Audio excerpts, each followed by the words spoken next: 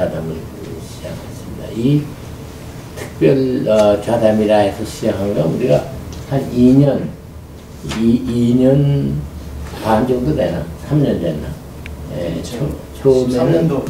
처음에는 이홍구, 김진현 이런 분들 모셔다가 하고 그 이후에 무슨 이 헌법 개정 문제도 했고 뭐 쭉 했는데 주로 정치적인 문제를 처음에 많이 다루었다가 요즘에는 이 전문 분야 이런 문제를 다루고 있습니다. 요즘에는 박세일, 윤영관 이런 분들 모셔다가 통일 문제 가지고 했습니다. 그래서 이거는 하고 다음에는 경제 문제 가지고 하려고 그러는데 저희 지금 생각은 정운찬 교수 등 뭐 이런 분들 모셔다가 자, 저희가 오늘 이 과학과 과학기술 정책이라고 그냥 주제를 그렇게 했는데 평소에 이런 데 대해서 제 개인이 관심이 있었습니다만 요 얼마 전에 축척의 시간이라는 그 서울 공대 교수님들의 그 리포트를 제가 그 책을 읽었습니다. 그래서 아주 이거 화급하게 좀 한번 이야기를 할 필요가 있다고 해서 이런 주제를 삼았습니다.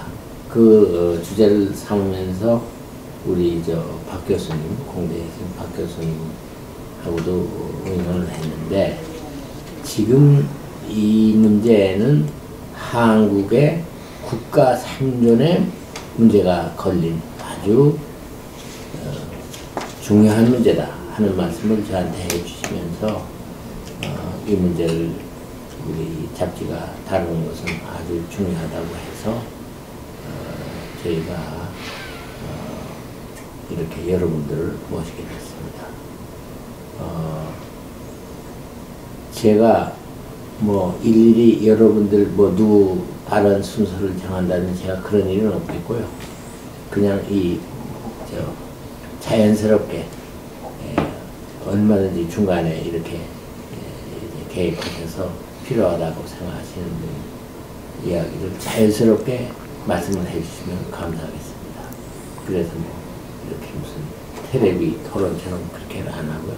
자연스럽게 그렇게 우리 이야기를 했으면 좋겠습니다. 시간은 한 2시간 반, 조금 늦게 시작했습니다만 배고플 것 같은데. 배가 고프시면 따로 배고프면 논조가 다르죠.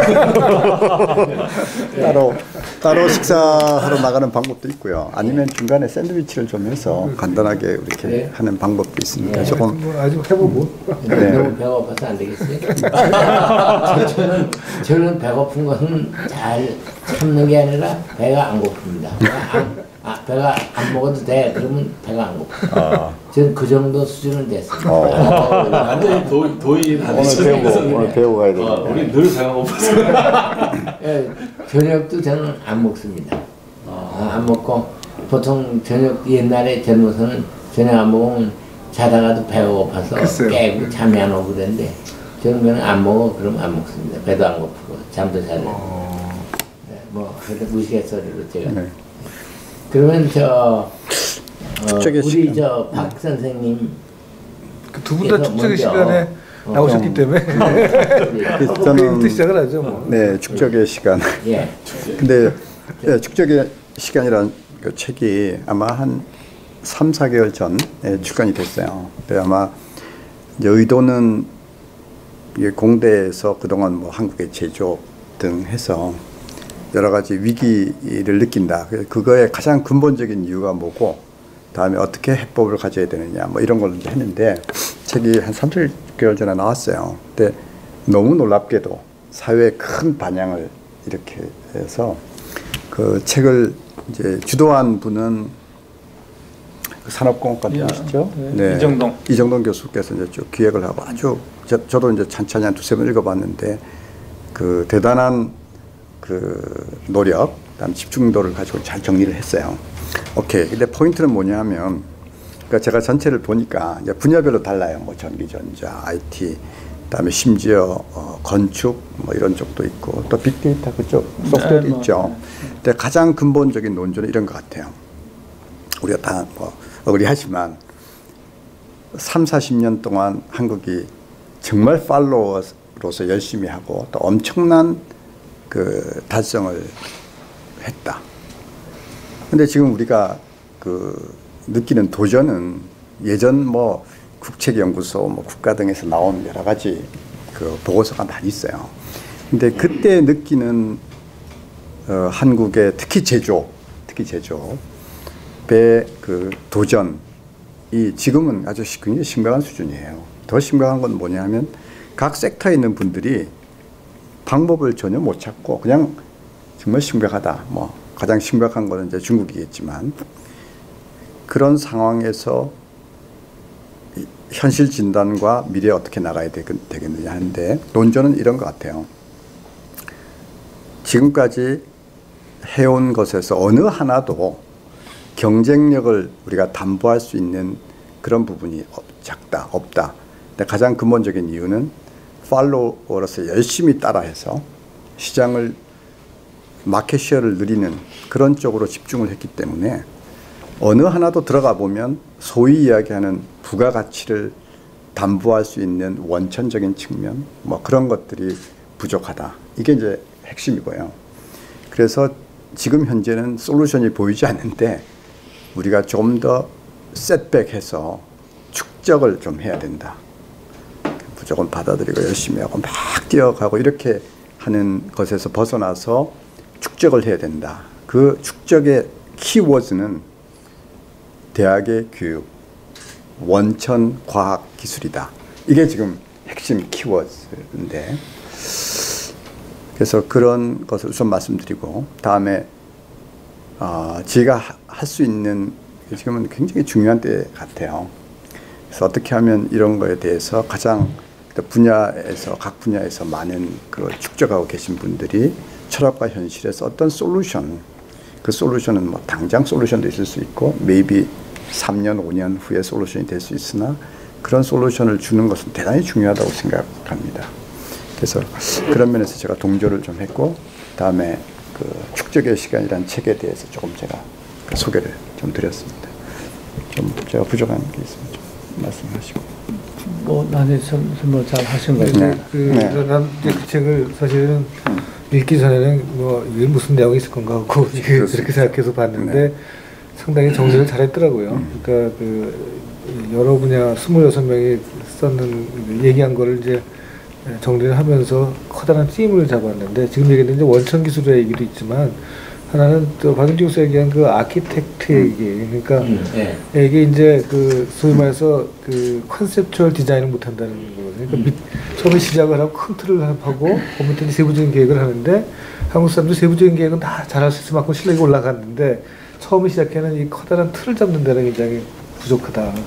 그러니까 이제 사실은 원천 기술이라는 게 그러니까 반도체도 뭐 설계를 시작하고 뭐 이런 거에서 새로운 개념이 이제 부족한 그런 것 같아요. 그러니까 저는 이제 그걸 느낀 거가 우리나라의 여러 분야도 많은 분야가 그렇지만 각 분야의 세부적인 분야에서 그런 대로 세계적인 수준에 올라가는 것들은 상당히 있는 것 같아요. 그렇죠. 근데 이제 그거를 종합해가지고 시스템으로 인테그레이션하고 전체적으로 큰 틀에서 보고 이제 과학하고 예를 들어서 뭐 사회학과의 연관이야 이런 거 보는 그런 부분이 이제 약하다. 그러니까 이 과학도 그렇지만 뭐 국가 전략 같은 것도 우리가 생각하는 거는 중국 같으면 1대1로 이런 식으로 아주 멋있게 나오는데 우리 기껏 한다는 게 국민소득 뭐 3만 불 사 이런 아주 굉장히 어떻게 보면 큰 철학이 없는 그런 국적 목표가 나오잖아요. 우리가 이제 부족한 게 결국은 그 부분이 아닌가. 우리가 이 밑에서 이 세부적인 데서 막 쫓아간 데까지 상당히 많이 해왔는데 이제 그거를 전체를 묶어서 융합하고 인테그레이션하고 전체 틀로 보는 이런 이 사고도 못했고 그게 그런 실력이 부족하다 이런 느낌을 좀 받았어요. 그러니까 이 박윤주 교수가 아키텍이라고 얘기를 했고 제가 좀 그런 쪽을 좀 강조했죠. 그러니까 아키텍트가 좀 부족하다. 이거 아주 인상적으로 읽었습니다. 네. 우선 감사합니다. 제가 좀 더 뭐 붙인다면 근본적으로 이제 다시 한번 크게 볼 시점이라는 거. 이제 그게 참 중요한 것 같고, 저도 이제 저희 분야에 특히 소프트웨어 분야가 뭐 국가적으로 중요하다 뭐 이런 이야기는 했지만 그동안 이제 일어난 이 진전은 정말 늦고 상당히 뭔가 뭘 했는가 하는 그런 생각을 저는 하게 되는데요. 근데 그게 왜 그런가를 생각해 보면 이게 이제 혁신가의 딜레마라는 그런 이론이 있는데 교과서가 책이 있는데. 이게 이게 지금 우리나라가 보면 혁신을 해야 되는데 다음 단계를 못 넘어가고 지금 막혀 있는 단계거든요. 근데 그 혁신가의 딜레마의 그 설명은 어떠냐 하면은 보통 어떤 성장을 하고 나면 특히 우리나라가 지난 3, 40년에 고도 성장을 하지 않았습니까? 성장을 하고 나면 성장의 주역들이 힘이 너무 세져서 그 사람들이 안주를 하게 됩니다. 그 사람들이 안주를 하기 때문에 지금 하는 거는 잘 하지만 지금 하는 거에 조금 더 붙이고 하는 거, 예를 들면 S전자가 반도체를 하고 S전자가 무슨 텔레비전을 만들고 이런 거는 조금씩은 하지만 거기서 벗어나는 것을 어떤 파괴적인 disruptive innovation을 하는 것을 다 이제 겁내한다는 또 그런 거에 익숙하지도 않고. 우리나라가 지금 이제 그래서 disruptive innovation을 해야 지금 최근에 이번에 이 CES라고 지난주에 이 라스베가스에서 한 거요. 자율주행 자동차 국제 전자쇼죠. 예, 자율주행 자동차. 그다음에 저희가 제조업의 혁신이 되는 문제, 인더스트리 4.0. 그다음에 금융 서비스 혁신을 목표로 하는 핀텍. 그다음 의료 분야의 혁신을 추구하는 프리시전 메디슨. 그때까지 말만 했지 사실은 이걸 크게 뭔가 베팅을 하는 그런 게 없었거든요. 그래서 다 보면 이 피상적인 이야기들만 지금 했고 조금씩 한 거지. 과연 국가적으로 그 많은 R&D 예산을 가지고 있는데도 정말 집중해서 일을 했느냐. 결국은 어떤 그런 소위 혁신을 disruptive innovation 할 수 있는 우리 체계가 지금 안 잡혀 있다. 국가적으로. 이제 그게 기업도 안 돼 있고 국가적으로도 안 돼 있고 국가적으로 안 돼 있는 이유는 사회제도를 네, 사회제도 있고 국가적으로 이제 그 많은 R&D 예산은 지금 기존의 R&D 체계인 중심인 출연료로 상당히 많은 돈이 들어가게 돼 있고 실제로 세계적으로 지금 일어난 현상은 워낙 과학 기술의 발전 속도가 빠르기 때문에 현재는 전통적인 산학연 협동이라는 개념이 깨지고 있거든요. 미국에는 이미 국가의 혹은 큰 기업의 연구소가 이미 힘이 빠진 지 오래됐거든요. 근데 우리나라는 아직도 국가가 주도하는 연구소가 상당한 예산을 쓰고 있고, 그래서 미국은 어떤 현상이 일어나냐면 대학에서 연구한 것이 바로 창업이 되고 그 창업한 그런 기술을 회사를 대기업이 인수를 해서 혁신을 하는, 그러니까 바로 연구에서 실제로 상용화까지 그 사이클이 아주 지금 좁혀졌거든요. 우리나라는 지금 그런 것을 지금 아직도 못 하고 있고 대학은 대학 남대로 그런 걸 할 생각이 없고, 제가 마지막으로 좀 나중에도 말씀드리겠습니다. 한 가지 예를 더 드리면 최근 2년 동안 저희 분야에서 보는 특히 빅데이터나 이쪽에서 보는 현상은 이 박사 논문을 쓴 사람이 박사 논문을 쓰면서 소프트웨어를 만들고 그걸로 창업을 하고 그 회사의 CTO가 됩니다. 근데 그 사람을 MIT 스탠포드에서 교수로 데려가는. 그래서 그 사람은 MIT 스탠포드 교수를 하면서 계속 연구를 해가지고 그 회사를 또 이제 키우게 되고, 그 회사가 나중에 독립적인 회사가 될 수도 있고, 혹은 또 이 큰 기업이 인수를 해서 그 자기 혁신의 하나의 이 도구로서 무기로서 그렇게 쓰는 그런 형태로 발전하고 있거든요. 그래서 이런 모든 중요한 거네요, 그렇죠? 그러니까 지금 트렌드는 특히 이제 미국이 가장 잘 하는데, 그래서 미국이 원래 이쪽 워낙 성공적이었기 때문에 사람들이 이제 보는 중요한 모델이죠. 대학에서 원천을 하고, 예를 들면 국책연구소 등에서 하고 회사에서 가져간다, 이제 이런 등식. 또 큰 회사면 자기 스스로 R&D 센터를 잘 이렇게 한다는 그런 등식이 상당히 지난 한 10년, 15년 전부터 깨지고, 특히 특히 미국을 중심으로 대학의 원천 기술이 바로 상업화될 수 있는 그런 어떤 시스템을 가지고 있고 또 큰 회사들 우리 베일 연구소도 알고 IBM도 있지만 핵심 R&D를 대학으로 주고 그런 사이클을 빨리 그 원천 기술에서 상업화가는 시장 개척하는 그런 걸 빨리 하는 그런 트렌드를 지금 설명하신 거고 그런 관점에서 한국이 대단히 늦으면서도 오히려 반대 방향으로 가는 측면을 반대 방향 지금 이야기하셨듯이 대학의 원천 기술이 상업화가는 그런 실질적인 어떤 시스템을 구축하는 거 또 구체적으로 이야기하기 좀 나쁘긴 하지만 비슷한 연구 회사에서 하는 연구 대학에서 하는 연구 등을 국책연구소에서 너무 과도한 리소스가 지금 알로케이트 된다 집중된다 이런 이야기를 지금 하시는 거니까 그거에 대해서는 분야별로 조금씩 다를 수 있기 때문에 쭉 얘기를 해나가면 그런 트렌드에 대해서 어떤 줄거리가 만들어질 수 있을 것 같습니다.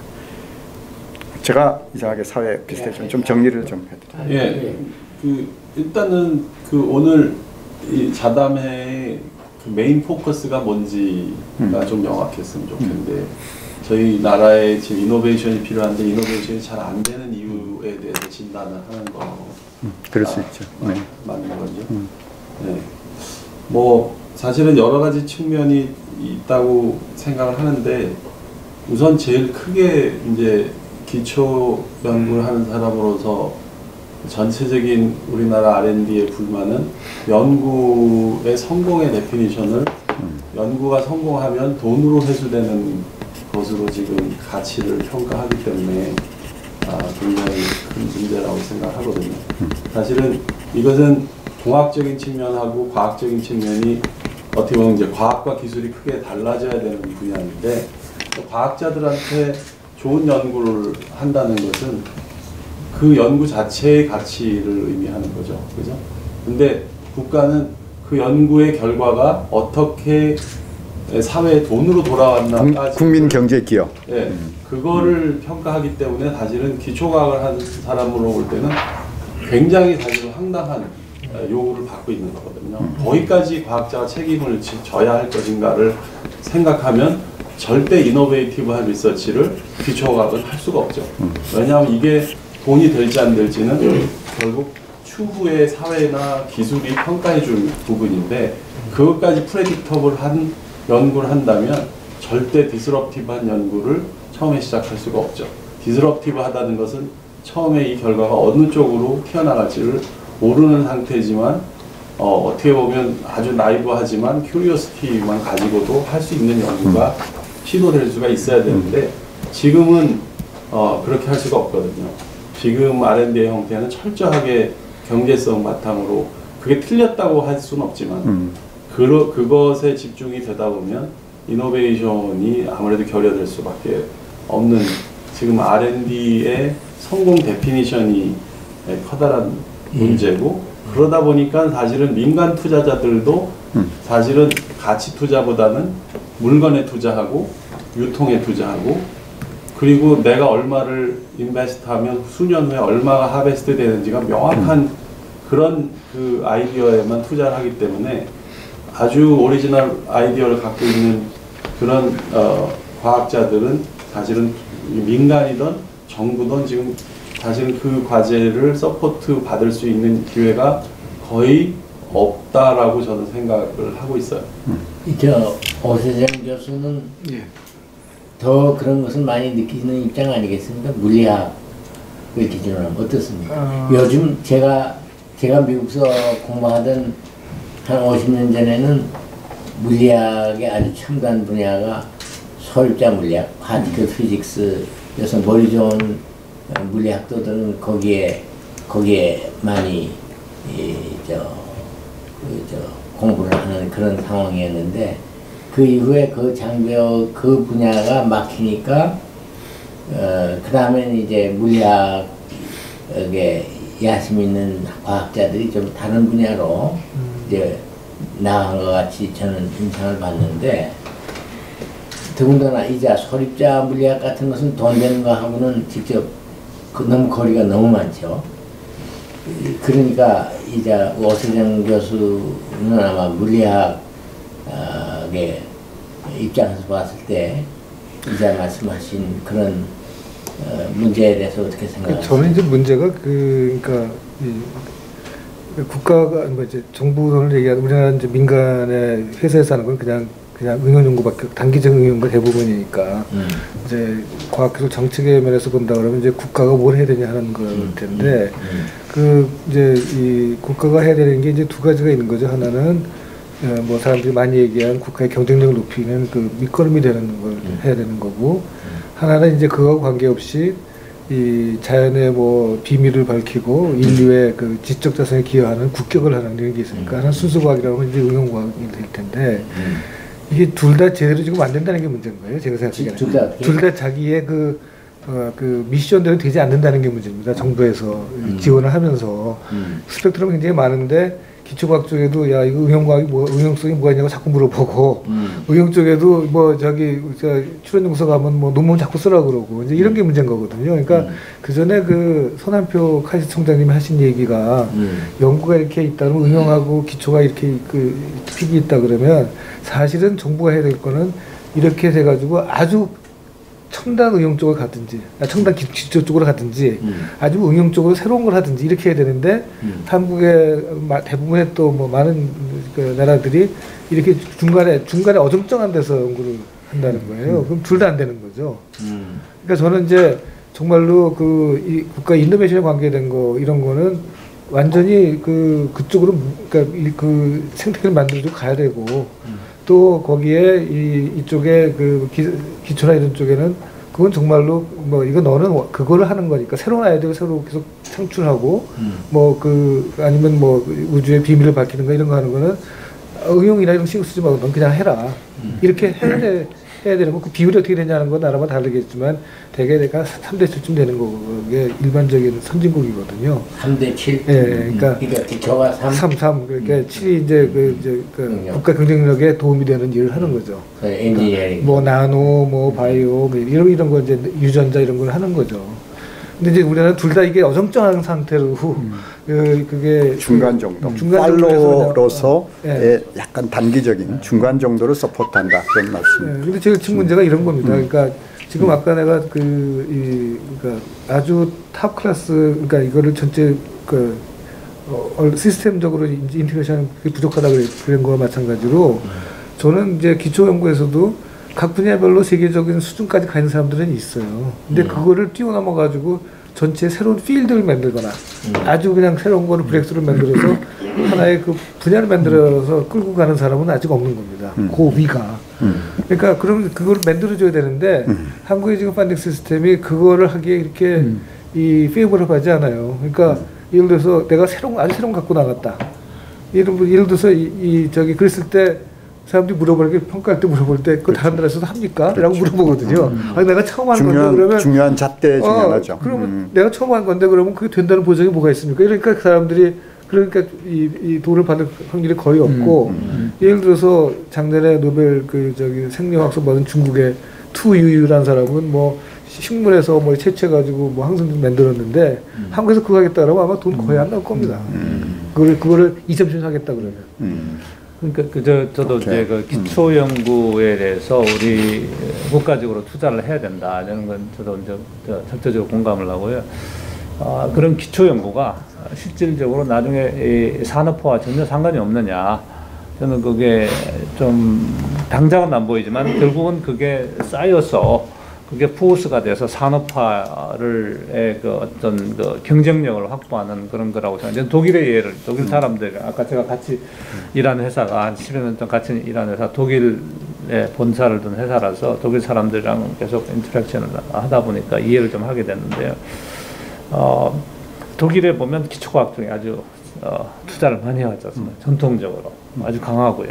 화학, 뭐 물리, 뭐 이런 쪽, 생물, 뭐 이런 쪽 아주 강한데, 근데 지난 10월달에 한독 과학기술 컨퍼런스를 하면서 훔볼트 재단의 이사장이 와서 노벨상 뭐 받은 사람 몇 사람하고 와서 단상에서 자기들이 자랑스럽게 이야기해요. 우리는 그러니까 펀딩 시스템의 스킴에 관한 문제입니다. 사실 펀딩하는 방식의 문제인데 우리는 사람에게 투자한다. 그 젊었을 때부터 이 사람이 괜찮은 사람이라고 이게 위에서 원로들이 생각하면 그 사람에 대해서 연속적으로 지속적으로 투자를 해요. 그러니까 우리나라의 시스템은 반대로 이게 객관성을 항상 담보하기 위해서 그냥 대중에 의해서 거의 평가되는 그런 시스템인데, 이 많은 그 대중의 그 어떤 대중적인 그런 어떤 연구 집단에 의해서 평가되는 데 비해서 선진국은 뭐 미국도 그런 측면이 있고 일본도 그런 측면이 있고 독일은 특히 그 시니어 그룹에서 이 방향으로 이 사람이 이런 연구를 잘하고 앞으로 가능성이 있으니까 믿어주자 이렇게 지속적으로 펀딩을 하는 과정에서 노벨상이 나왔다. 근데 그런 사람들이 또 어떤 그 기초적인 연구를 하고 나서 어느 정도 되면 기초적인 연구만 하는 게 아니라 이게 과연 어떤 자기 자신의 그 동기에 의해서 이게 세상에 어떻게 쓸 수 있는가를 스스로 찾기 시작한다.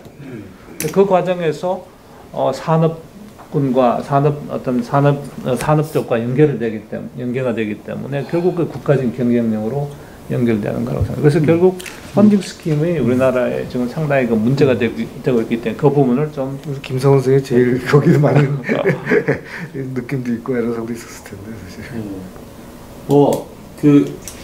대부분 지금 문제점을 사실은 선생님들께서 지적하시지만 저는 사실 우리나라 R&D를 걱정하시는 분들이 되게 많고 과학기술이 효율성이 떨어지고 이런 문제를 많이 정부에서도 저는 전면에서 사실 지적을 받는 사람 중에 하나고, 근데 저는 사실은 굉장히 많은 문제가 있음에도 불구하고 사실은 동의하지 않거든요. 왜냐하면 대한민국의 과학기술이 실제적으로 국가 경쟁력을 생각하는 수준에서 연구하기 시작한 건 아마 제가 귀국한 시점부터 제가 94년에 귀국했거든요. 정확하게 20년 됐는데요.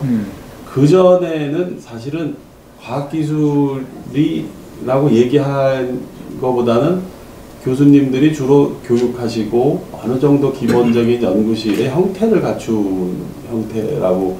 왜냐하면 그분들이 잘못해서가 아니고 우리나라 국가 경제가 그 정도밖에 안 됐던 거죠.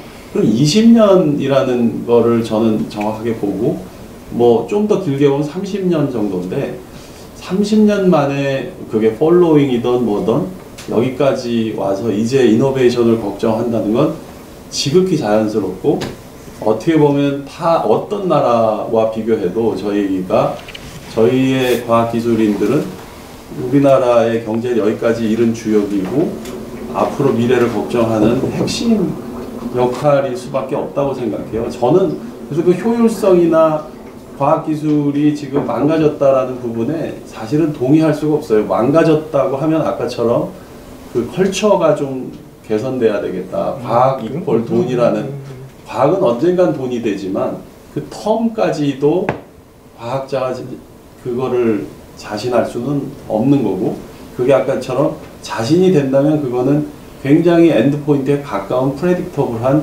리서치일 수밖에 없는, 그건 아주 필연적인 거잖아요. 그래서 제가 귀국하기 전에 일본의 아주 친한 친구한테 니네 나라는 정말 그때만 해도 일본이 카피의 대가인 나라로 평가가 되고 있었잖아요. 그 얘기를 했더니 아주 불쾌하면서 친함에도 불구하고, 야, 우리나라가 연구를 서양 문물을 받아들여서 서양식의 연구를 한 지가 이제 100년이 채 안 됐는데 100년 동안 앞서 나간 과학기술을 열심히 따라가는 게 뭐가 잘못됐냐, 이제부터 크리에이션이 될 거다라는 얘기를 하고 나서부터 사실 놀랍게도 지금 노벨상이 하나의 상징이지만 굉장히 많은 기초과학에서 브레이크스루가 일본에서 나오고 있거든요. 저는 그들이 100년이라는 기간을 카피하면서 기다렸다고 생각을 한다면 우리나라의 20-30년은 일본에 비해서는 훨씬 더 퓨처가 프라미싱한 상황이라고 생각하거든요. 그래서 저는 굉장히 지금 열심히 잘하고 있다고 생각하고, 사실은 우리나라를 책임지는 여러 커뮤니티 중에 제가 이 분야에 있어서가 아니고 과학기술인처럼 퍼블릭을 고민하면서 나라의 퓨처를 고민하고 자기의 신명을 바치는 사람들이 과연 있을까? 그 정도로 저는 사실은 저도 거기에 프라이드를 가지고 제 주변에 계신 분들을 보면 훨씬 더 데디케이트된 삶을 살고 있거든요. 단지 지금 돈이 국가에 많은 돈, 이제 저희는 정부에 들어가면 요새 이제 두드려 맞는 게 정부가 18조, 20조를 쓰는데 니들은 노벨상도 못 받고 뭐 하고 있냐. 근데 그 부분에 대해서 이제 저희가 너무 너버스한 생각이 많이 들어요. 오히려 우리가 그렇게 히스테릭할 필요가 없고 그건 반드시 나올 거고, 예, 그것도 머지않은 미래에 나올 텐데 그거를 우리가 막 그렇게 쪼이면 오히려 더 업타이트해지기 때문에 오히려 찬스를 잃어버릴 가능성도 많이 있고요. 너무 그 부분에 대해서 우리가 자신감이 없는 게 아닌가 그런 생각을 많이 하고 있습니다. 아까처럼 그 디테일을 강한 사람들이 많이 튀어나오면 이제 거기서부터 그 다음에는 그걸 퍼스펙티브로 볼 수 있는 눈이 디테일이 약한데 저는 사실 거꾸로 걱정했거든요. 이전에는 우리나라에 그 아까 선생님 빅데이터 얘기하면 나도 빅데이터 한다라는 사람이 200명이 서울대에 나와요. 근데 그분들이 과연 그런 빅데이터를 디테일하게 얼마만큼 아는가를 생각해 보면 굉장히 총론적인 컨셉만 픽업하고 나도 내 걸 어플라이하면 빅데이터 이런 식으로 전문가가 되는 경우가 많았거든요. 그러니까 자기 뎁스에서 자기 디테일에서 굉장히 강해져야 그 다음에 빅픽처를 볼 수도 있는 게 아닌가. 저희는 그거를 지금 발효하는 기간이라고 생각하고 이 고통은 틀림없는 거죠. 이 고통은 필요한데 그렇다고 우리가 네거티브 퓨처를 가졌냐에 대해서는 동의할 수 없습니다. 그건 아니고요. 저도 뭐 노벨상을 왜 못 받냐 그럴 때 항상 그 얘기를 하거든요. 우리가 실제로 돈을 투자하고 제대로 한 게 한 90년부터 시작된다면 이제 20년, 25년이거든요. 일본이 100년이 지났고 그래서 노벨상이 나오는 건데 노벨상 업적이라는 게 그 업적을 내고 나서 20, 30년 지나서 이제 사람이 인정받아서 받는 거기 때문에 아직은 우리가 어리다 이제 그런 생각을 하고요.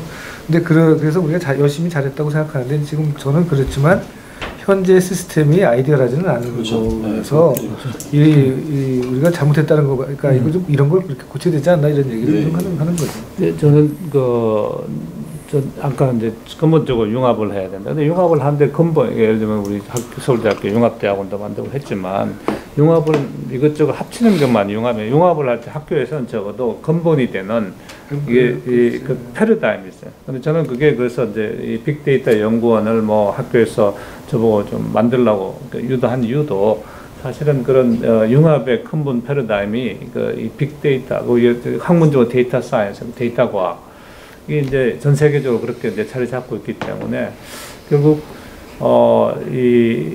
우리가 지금까지는 사일로에서 이제 잘하는 분들이 많습니다. 근데 많지만 아까 이제 우리 오 교수님 말씀하신 대로 이걸 우리가 벽을 허무는 노력을 해야 돼요. 이거 어떤 구조적으로 벽을 허물 때 어떤 생기는 시너지를 느끼도록 사실 시너지가 많은데 대부분은 시너지를 그대로 추구하지 않아도 자기 사일로에서는 잘하니까 거기에 안주할 가능성도 상당히 많거든요. 그래서 이런 시너지가 나올 수 있다는 것을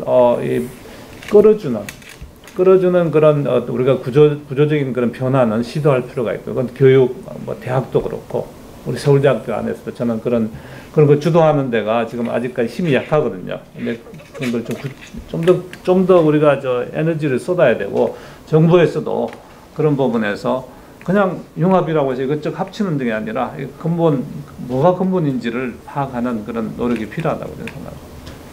융합 말씀하셨으니까 제가 융합에 대해서는 할 말이 많아서 서울대 이제 융합기술원을 만들고 융합기술대학원을 만들었을 때 저도 이제 집을 나갔죠. 그래서 지금까지 남아있는 유일한 일, 다 회귀하셨습니다. 우리 박영민 선생님도. 근데 그럼 융합을 정책으로 혹은 시스템으로 유도할 수 있는가에 대해서 저는 고민을 좀 해봤어요. 선생님이 일부는 제가 동의하지만 이걸 폴리시로 만들어낼 수 있는가. 서울대에 처음에 이제 융합기술원이 생겼을 때 9개 연구소가 생겼고요.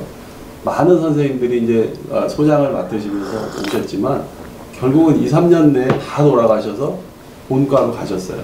이유는 저는 돌아가시는 선생님들한테 이유를 묻지 않았지만 이유는 어비어스한 거예요. 여기서 플러스가 없는 거죠. 자기 영역에서 오소리티가 있고 거기서 같은 노력을 하면 훨씬 더 크레딧이 많은데 여기 와서 처음부터 시작할 이유가 너무 없었던 거예요. 그래서 그럼 누구는 계속 융합을 하고 누구는 자기 필드에서 남아있는 걸로 충분한가에 대해서, 그리고 그거를 제도로 만들어낼 수 있는가, 그런 부분은, 그러니까 그 융합이라는 건 어쩔 수 없이 굉장히 개인적인 성향, 개인적인 분야별로 이거를 시기별로 다르고, 이거를 유니파이해서 과연 이루어질 일인가, 돈을 더 준다고 이루어질 수 있는 건가, 연구소를 만든다고. 저는 어떤 짓도 다 해봤지만 그렇게는 안 됐던 것 같아요. 거꾸로 저한테 그럼 너는 왜 남아있니?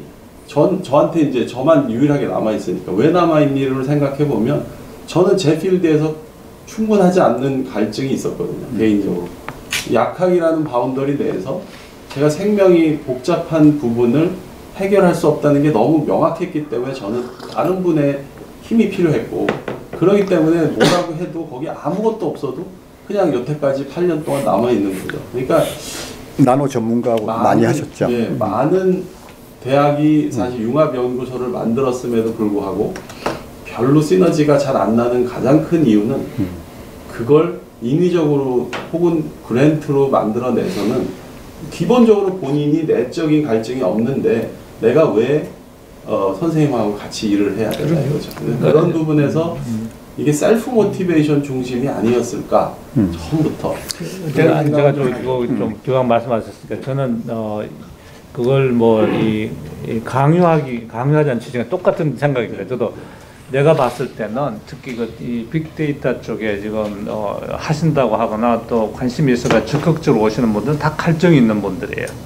그렇죠. 그래서 사회과학을 하시는 분도 내가 분명히 이 많은 데이터가 있는데 내가 어떻게 처리할 줄 몰라. 이걸 데이터를 전수조사를 하면 더 의미 있는 결과가 나올 텐데. 근데 그런 리드를 가지고 저희가 이제 사실 서로 소통을 하거든요. 하나의 그 플레이스가 되니까 그 과정에서 저는 자발적으로 이걸 하려고 하는 이 동기는 상당히 스트롱한데 여기저기서. 근데 그걸 우리가 가능하게 하는 그런 이 장소가 플레이스, 저는 마켓 플레이스라고 이야기하는데 그런 게 없었기 때문에 그걸 저는 이제 좀 이게 특히 저는 뭐 빅데이터 경우 제가 해서 그런 게 아니라 이 학내나 온 산업 전반 모든 분야에서 이런 게 필요하니까 우리 연구도 그렇게 할 수 있도록 그런 틀을 만들고 교육도 결국은 사람과 학생들도 결국 그렇게 트레인이 돼야지 사회에 기여할 수 있고 자기 자신은 이제 좋은 거기 때문에 그런 걸 우리가 대학이 좀 해야 되겠다는 취지에서 말씀드린 거고요. 제가 생각에는 지금 빅데이터 연구는 이게 성공적인 하나의 융합 모델이 되는데 이제 아마 드라이빙 포스는 이럴 수도 있어요. 사회과학, 교육, 어느 분야든지 생명과학 포함해서 소위 그 트렌드를 이끄는 이제 뭐 미국이 되겠죠. 가장 요즘 잘하고 있으니까. 그쪽에서 각 분야별로 나오는 좋은 디스럽티브한 논문이 분야에 관계없이 교육, 사회가 이게 빅데이터를 사용하는 논문들이 많이 나옵니다. 그런데 바로 옆에 빅데이터 전문가들이 있거든요. 기술적인 소프트웨어 전문가가 있으니까 이분들이 이쪽에 기술적인 혹은 과학적인 도움을 받아서 좋은 연구 및 기여를 하고자 하는 시간적인 뭐 타임리 그 모티베이션 동기가 있는 거죠. 그러니까 쫙 모이는 거죠. 지금 많이 모이셨을 거예요. 빅데이터. 이제 그런 어떤 트렌드가 자발적인 것도 있지만 사실은 그 소위 선진에서 잘하는 그런 데 자기들이 기여 혹은 서바이브하기 위한 하나의 수단으로 융합이 되는 그런 측면도 아마 클 거예요. 자기들이 뭐 사회과학 처음부터 빅데이터를 이용한다기보다. 저는 오히려 아까 우리 김성원 교수님 말씀하셨는데 이제 우리가 스펙트럼이 있잖아요. 뭐를 이야기할 때 하나의 그 극단적인 스펙트럼은 이런 스펙트럼이 있다고 생각해요. 뭐냐면 과거의 100년, 뭐 200년 그런 소위 과학 기술 선진국들이 이렇게 해서 몇 년을 했으니까 우리도 몇 년 정도 계속 자유를 주고 하면 이렇게 될 것이다 하는 그런 어떤 뭐 태도 어떤 그게 있다고 생각해요. 근데 뭐 견해 그게 나쁘지 않죠.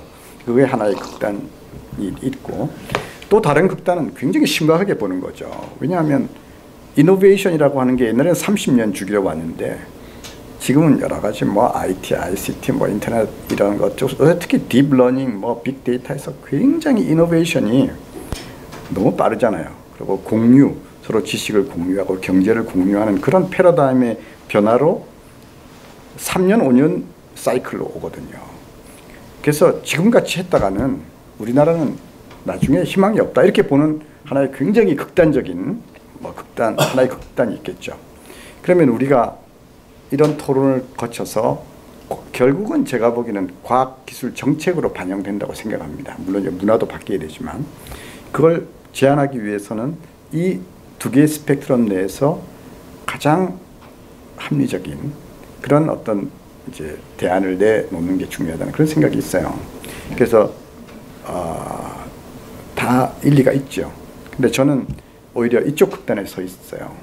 이쪽 극단은 뭐? 이쪽 극단은 시간이 너무 빠르고 시간이 얼마 기술 없다. 이노베이션이 너무 빠르고 과학도 지금 김성환 교수님 뭐 이야기하시지만 내적으로도 너무 잘 아실 거예요.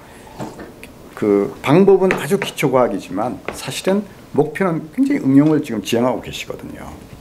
지금 제약, 뭐 약품이라고 하는 자체가 응용 오리엔트된 거니까. 물론 그럼에도 불구하고 이노베이션은 아주 원천에서 나오는 경우가 많죠. 그러니까 그런 이노베이션의 사이클이 지금은 너무 빠르고 또 우리나라 회사들도 기초 원천을 한국에서 찾지 않거든요.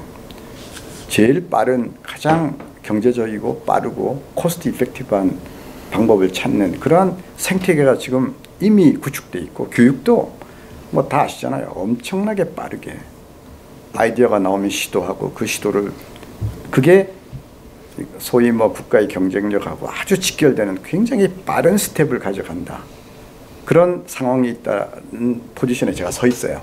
아마 축적의 시간이 또 그런 시기인데 그래서 저는 좀 더 이런 그 좀 위기 상황에 조금 더 집중해서 우리나라의 틀이 지금 교육도 이러한 그 뭐 미래 가치 이런 데 사람 혹은 과학기술 원천 다 포함해서를 국가에서 제너레이트하는 제공할 수 있는 그런 시스템을 교육도 갖고 있는가 하는 것에 대해서 저는 굉장히 지금 위기의식을 갖고 있어요.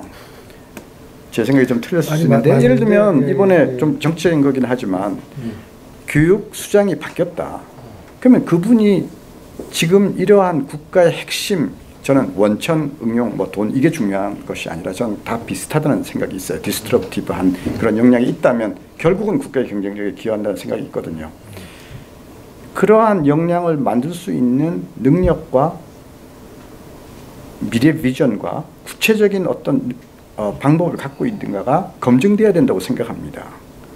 근데 저는 아주 놀라운 게 이 사회가 많은 지식인을 포함해서 그런 쪽에 검증이나 고민을 진지하게 하지 않는다. 이게 저는 굉장히 위기라고 생각하거든요. 정리하면 조금 더 저는 그 이 빠른 사이클의 상황을 보는데 좀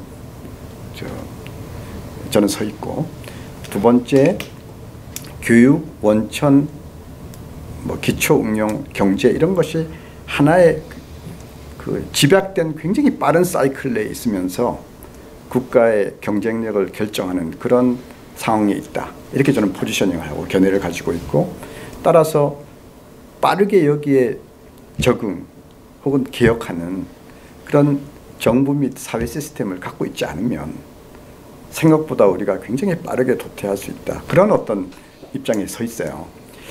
그래서 뭐 일단 저는 그런 로 서 있고 어떻게 스펙트럼에 서 있더라도 저는 두 극단에 너무 서 있으면 안 되고 적당한 포지셔닝을 하고 사회에 적당한 수준의 그 메시지를 던지는 게 저는 굉장히 중요한 때라고 생각합니다. 이제 양쪽에 그게 난 또 두 극단에 특별히 큰 차이 있다고 생각하지는 않고요, 사실은. 그러니까 누구든지 지금 뭐 변화가 필요하다는 건 다 느끼고 있을 텐데 이거를 이제 어떻게 거기에 우리가 적응을 할 거냐, 대응을 할 거냐는 문제잖아요. 근데 현실은 그러니까 급하니까 막 이거 뭐 바꿔야 돼 그러다가 잘못하면 이 사실은 모든 변화라는 게 현재 있는 시스템에서 이거를 조금씩 변해가는 거지. 이거 큰일 났어. 이거 우리 융합을 해야 돼. 그러면 급한 사람들은 융합 기술을 만들고 막 하라 그런다고요. 그냥. 이제 난 그런 식으로 갈까봐. 지금 난 어렵다는 거는. 존 포인트. 예, 충분히 이해를 하고 지금 급하다는 생각은 하는데, 급한 마음에 우리나라 사람들의 그 성급함에 의해서 그냥 제도 만들고 막 이렇게 밀어붙이면 안 될 거라고 생각하거든요. 그러니까 저는 과학기술 같은 면에서 특별히 이제 이 기본에 충실하는 게 중요하다. 그래서 지금 다 말씀하셨는데 융합이 우리가 처음에 급하다 해서 융합 막 했는데 사실 초기에는 좀 껍데기였어요. 그냥 말만 융합했지. 그리고 그냥 융합 연구비 주면은 다 나눠 갖고 집에 가서 자기 연구하고 갖고 와서 그냥 보고 만든 거였거든요. 근데 실제 융합은 그게 아니라 옆에 같이 얘기를 하고 서로 고민을 토론하고 이래야 되는 거거든요. 근데 그 당시에는 처음에 융합이 중요하다고 정부가 막 연구비 주고 그럴 때는 그럴 만한 수준이 아니었던 겁니다, 우리가. 그러니까 융합이 필요한 수준은 뭐냐면 내가 하는데 여기서 내 사이로에서는 도저히 안 된다, 이제. 좀 더 나가야 되겠다. 그러니까 저희들이 이제 제가 논문 쓸 때 90년대, 전 80년대 왔을 때 보면 처음에 와서 그냥 그저 외국전에 내면 돼 그럴 때는 내 사이로에서도 외국전에 낼 수 있었어요. 그러다가 이제 점점 그러다가 좀 더 좋은 논문을 내야 돼. 그러면 내가 사이로에서는 안 되고 그다음에 화학도 알아야 되고 생물도 알아야 되는 거예요. 그러니까 지금은 네이처 사이언스 내려고 그러면 물리하는 사람이 다른 분야를 좀 알고 그 큰 틀에서 얘기를 해야 되거든요. 여태까지 그러니까 지금은 융합을 안 할 수가 없습니다. 정말 아주 좋은 논문을 하려고 그러면.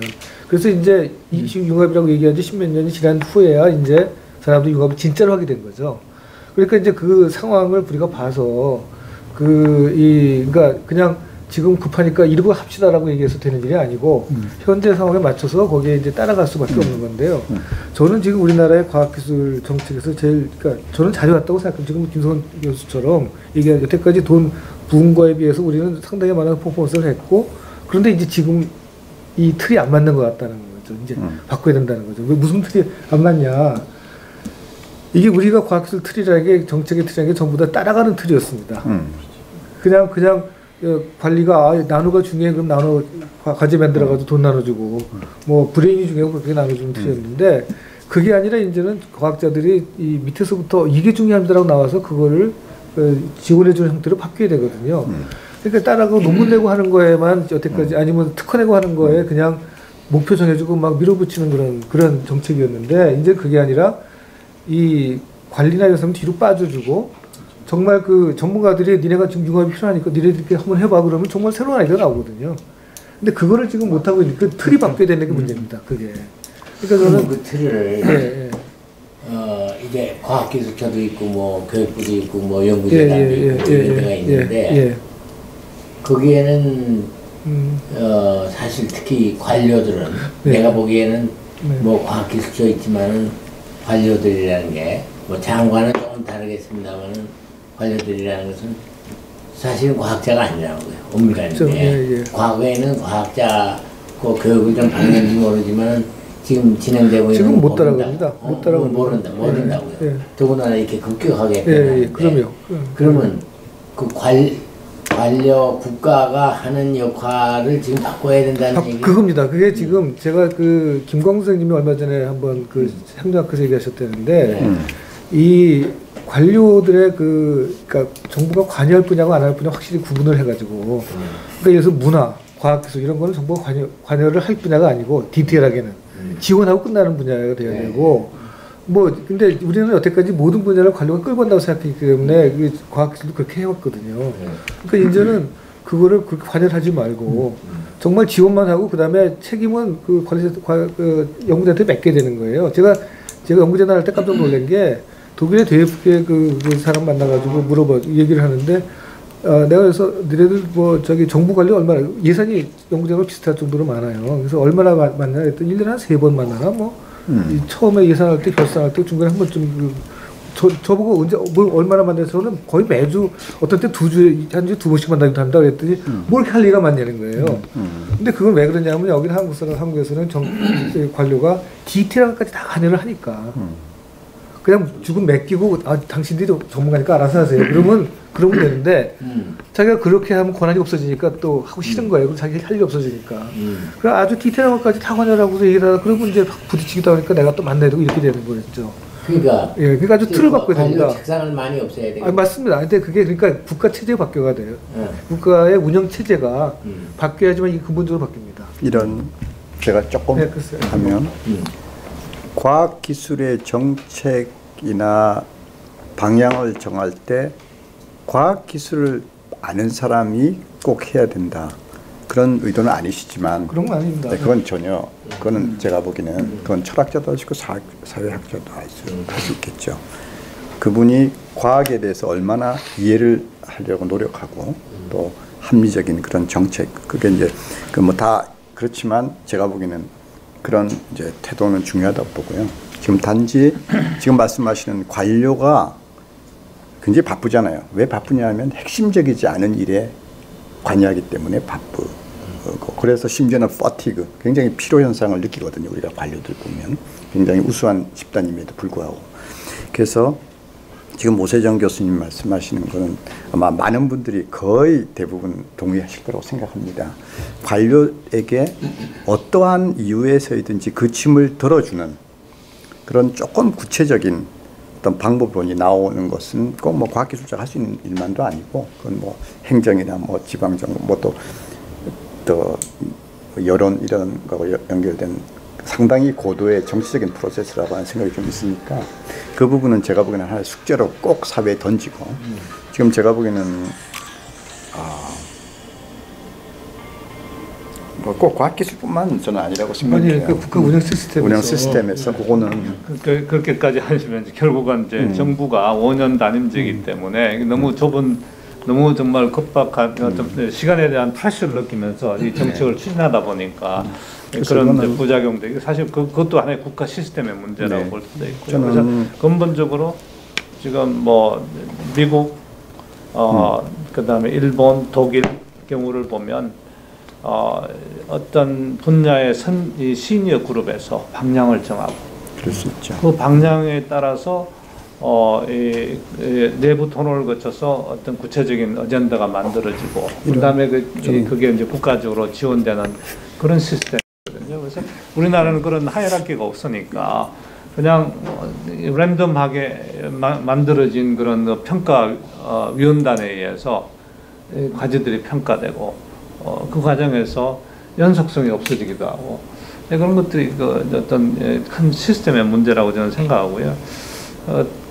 결국 이 문제를 어떻게 푸냐는 상당히 정말 오랜 시간이 걸릴 거라고 생각하는데 제가 이제 독일에 최근에 이제 독일에서는 이렇게 그런 뭐 이 연구를 진행하는 그런 뭐 펀딩을 하는 그 기관도 있지만 총리 산하에 6명으로 구성된 연구혁신위원회 커미션이 있더라고요. 그래서 그 사람들이 한국에 와서 한 반나절 동안 토론을 했는데 이 사람들은 완전히 또 옆에서 객관적으로 보면서 독일이 글로벌하게 봤을 때 어떤 부분이 취약한가 그걸 1년에 보고서를 한 100페이지 정도 써가지고 총리한테 끝내주고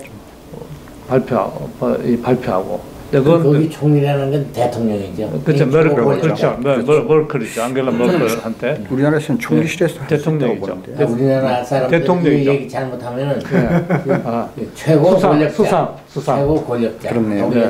예. 그 맞습니다. 예. 그래서 그걸 보고서 그것도 사람이 6명밖에 안 돼요. 6명이 소통을 해서 거기서 어떤 자기네들 컨센서스를 모아가지고 올해는 이 독일이 이런 방향으로 트랜지션을 해야 되지 않느냐. 뭐 예를 들면 인더스트리 4.0이 왜 잘 안 되고 있는가. 뭐 이런 것들을 보고를 올리더라고요. 그래서 이런 형태의 어떤 객관적 우리나라는 과학기술자문위원회 같으면 얼마나 말을 30명쯤 있는데 그러니까 30명이 1분 이야기해도 그래요. 1시간이 가니까 그 시스템에 대해서는 사실은 저희는 선진국에 있는 모든 시스템이 다 있다고 생각합니다. 사실은 아까도 우리나라도 국가과학기술자문위원회가 뭐 엄연히 있고 없었던 적도 없고 늘 시스템은 외국에 있는 시스템이 우리나라에 다 가동이 되죠. 그 가동이 되는 것이 원하는 수준으로 못 되고 또 굉장히 일시적이고 형식적이고 그 다음에 그게 굉장히 애더하고로 그때그때 이슈를 딜하는 걸로 끝나고 폴로업이 안 되는 그런 문제가 있는 거지 시스템이 저는 우리나라에 무슨 규정이나 새로운 뭐 폴리시를 만들어서 이게 고쳐질 문제일까 과연 그런 거. 아니 근데 저는 차 교수님 예신거에 조금 다른 의미를 갖고 있는데, 그러니까 독일이 6명의 그 현인들이 이제 결정할 수 있는데, 그럼 우리나라에 그런 현인이 있냐? 그러니까 독일은 그 사이에 오랫동안 역사가 있었기 때문에 그런 사람들이 길러졌고 사람들이 그래서 리스펙트하는 사람들이 생겼는데, 한국은 그동안에 별로 그런 사람이 없었거든요.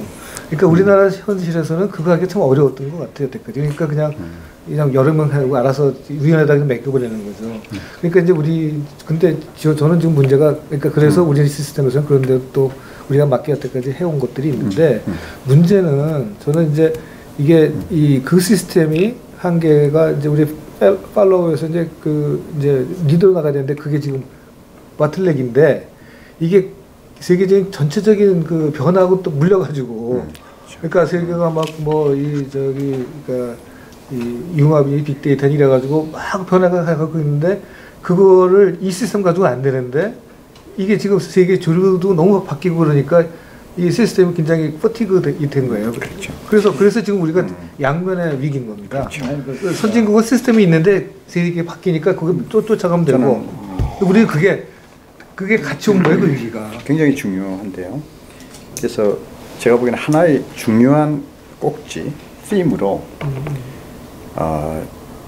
지금 과학기술 정책에서 그걸 집행, 기획, 평가하는 정부의 어떤 시스템을 얘기하시는 건데, 그건 아마 과학기술이 중요하지만 다른 분야에서도 다 비슷하게 생각하시라고 생각합니다. 그러나 이 문제는 아까 제가 얘기했듯이 좀 상당히 고도의 또 정치적인 측면도 있기 때문에, 관료 시스템이나 또 각 그 부처의 여러 가지 그런 것이기 때문에, 제가 보기에는 그냥 하나의 문제점으로 던져도 막상 그 관료 자신도 그걸 알면서도 어떻게 풀어나가야 될지 모르는 측면이 저는 있다고 생각해요. 그러니까 이거는 또 아까 말씀하신 오세영 선생님의 이 말씀에 대해서는 조금 다른 견해가 있습니다.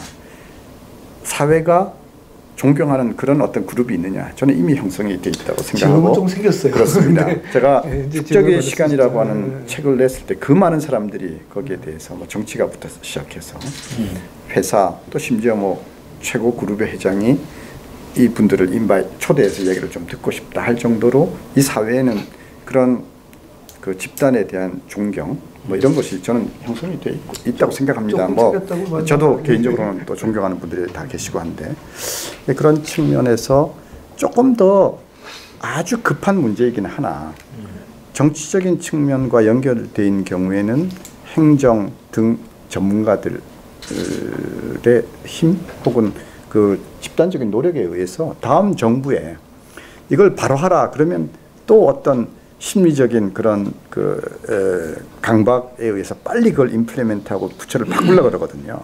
그런 데서 좀 벗어날 수 있도록 국가의 에이젠다로 그 다음 권력이 끝날 때쯤 됐을 때, 정부가 끝날 때쯤 됐을 때 이러이러한 준비를 해서 이렇게 될 수 있도록 달성을 하면 당신 정부는 굉장히 성공한 것이다. 그런 에이전트로 저는 들어갈 수 있는 그런 거라고 생각합니다. 이 문제는 모든 사람들이 다 알고 있거든요. 심지어 관료들도 알고 있습니다. 이 문제라고 하는 거.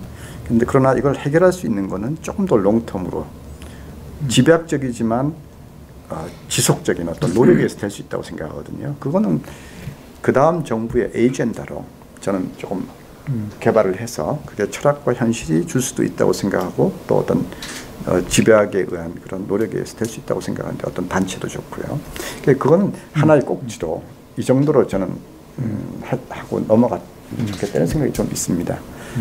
제가 조금 다른 바꿔가지고 지금까지 이야기가 안 나왔던 한 포인트를 제가 이야기하고 싶은데, 아까 김성훈 선생님이 우리 영과학 기초과학을 하시는 분이 앞으로 어떻게 쓸 것까지 생각은 뭐 해야 되느냐 뭐 이런 말씀을 하셨는데, 저는 이 우리나라가 지금 처한 이 현실, 중국이 엄청난 스케일로 모든 스펙트럼의 자원과 어떤 인력 자원과 이 자본을 가지고 이렇게 우리나라가 지금 경쟁력을 가지고 있던 부분을 지금 덮쳐오는 그런 상황에서 우리가 그 교육 측면에서 도전 정신과 그다음 창업 뭐 이 어떤 실제로 시장의 디맨드에 대해서 좀 더 우리가 교육을 좀 해야 되지 않느냐 저는 이렇게 생각을 합니다.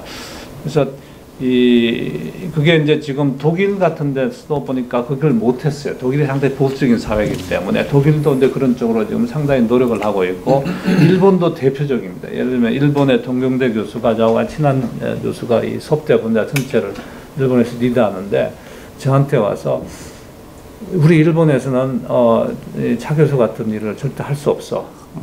우리는 이런 진을 안 가지고 있어 사회적으로.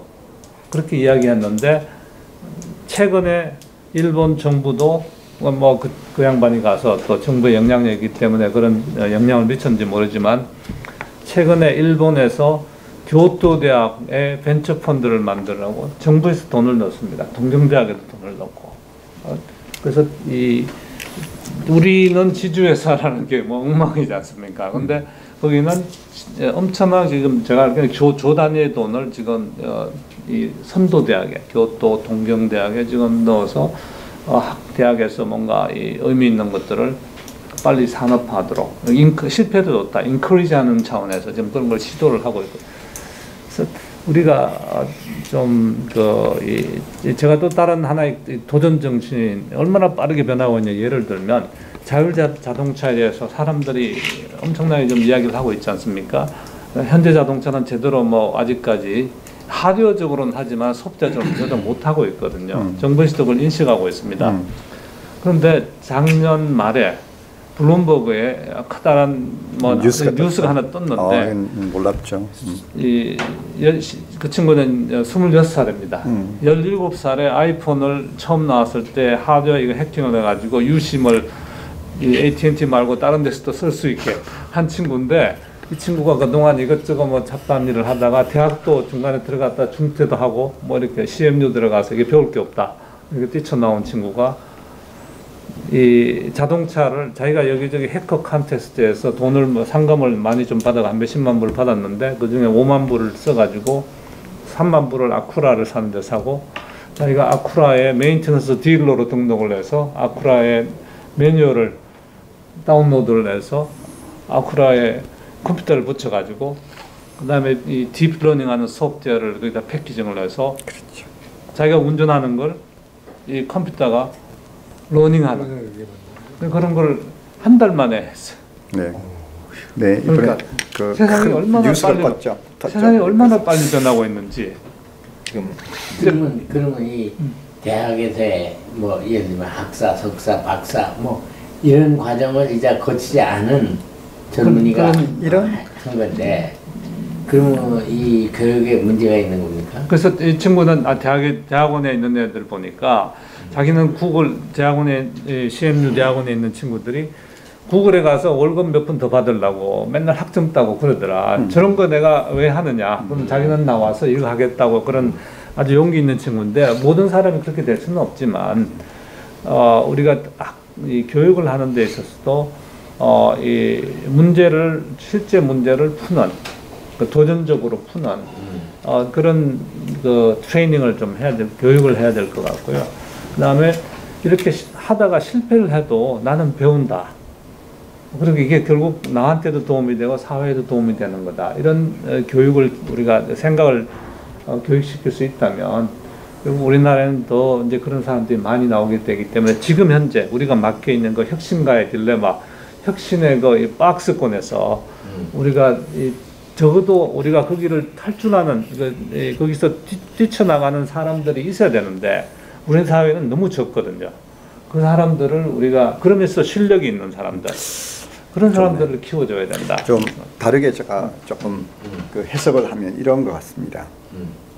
우리가 한 세대 교육을 딱 시키잖아요. 요즘은 그 하나 1년에 몇 명 정도 나오나요? 한 50만? 뭐 60만 나오나요? 뭐 그렇게 나온다고 하죠. 그러면 그 인력의 뭐 그 경쟁력, 뭐 핵심 경쟁력이라고 합시다. 그 좋은 단어인지는 모르지만 그 핵심 인력이 사람이 국가의 경쟁력이다. 이건 우리가 다 이해하고 있잖아요.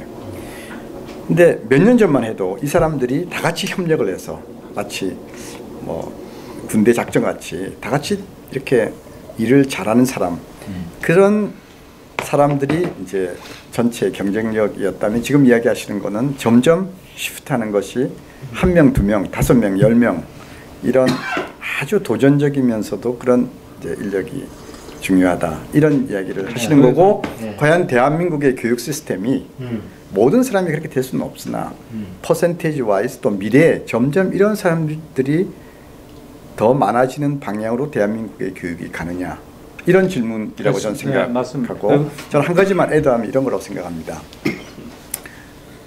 인력이 중요하다 그러는데 지금까지 인력이 중요하죠.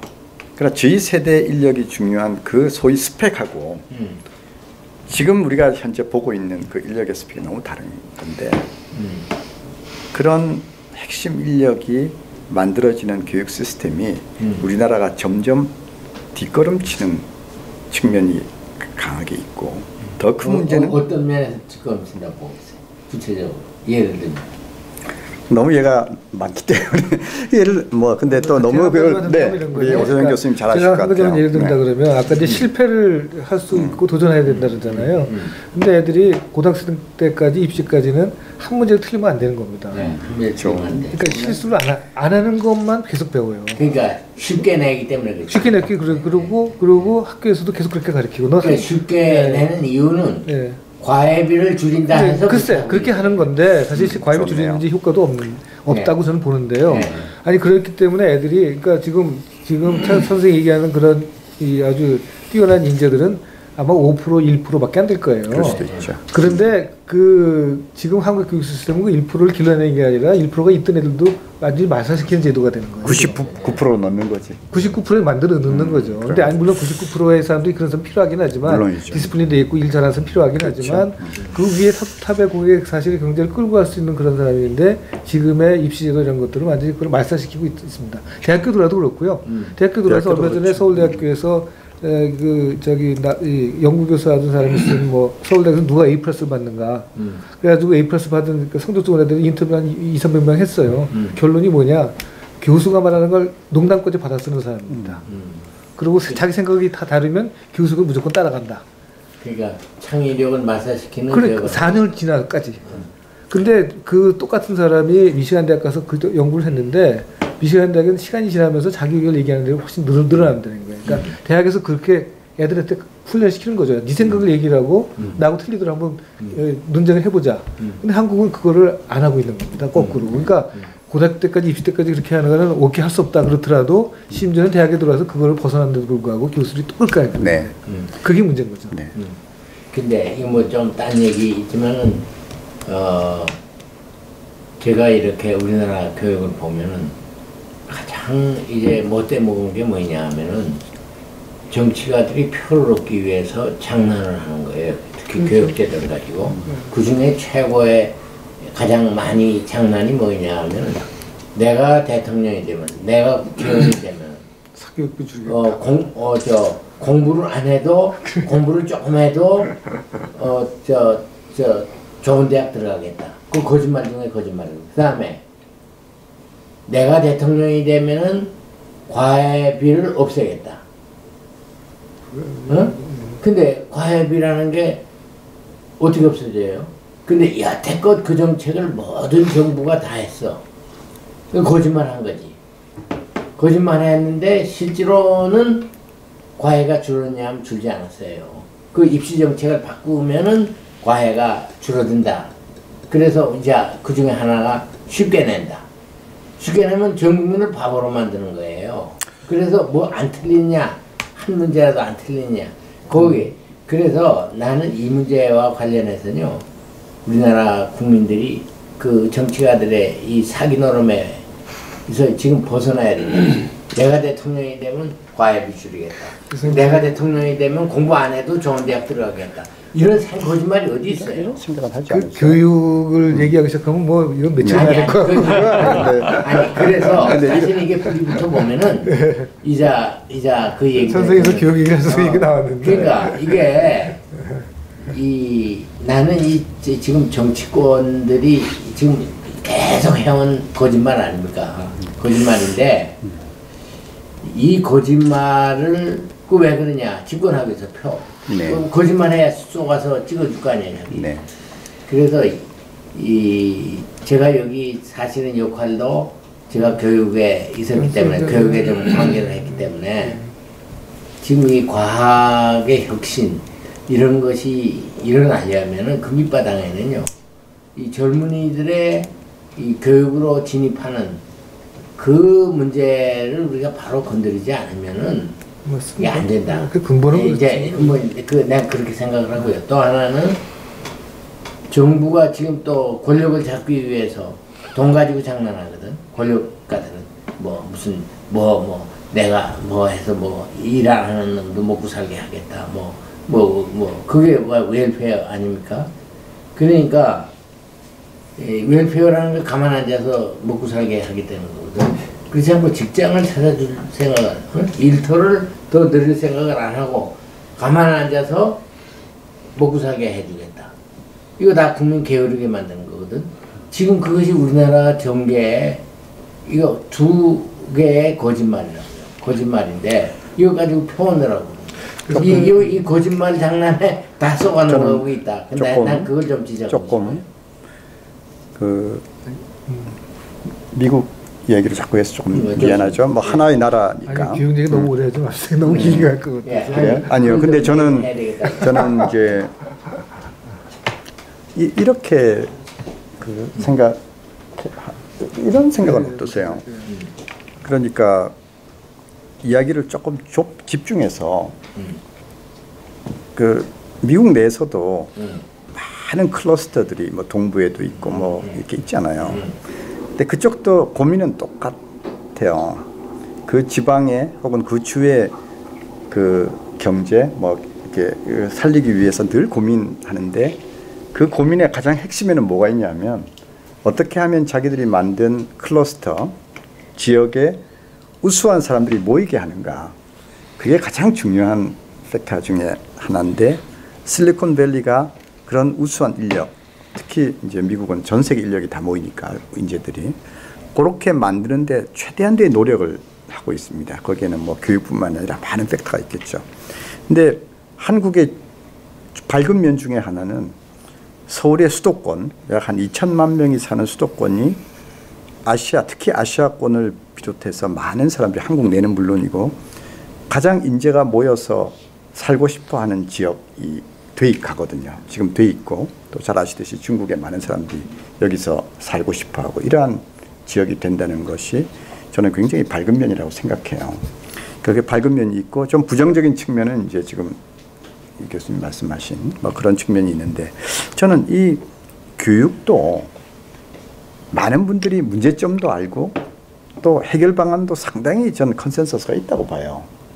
이것도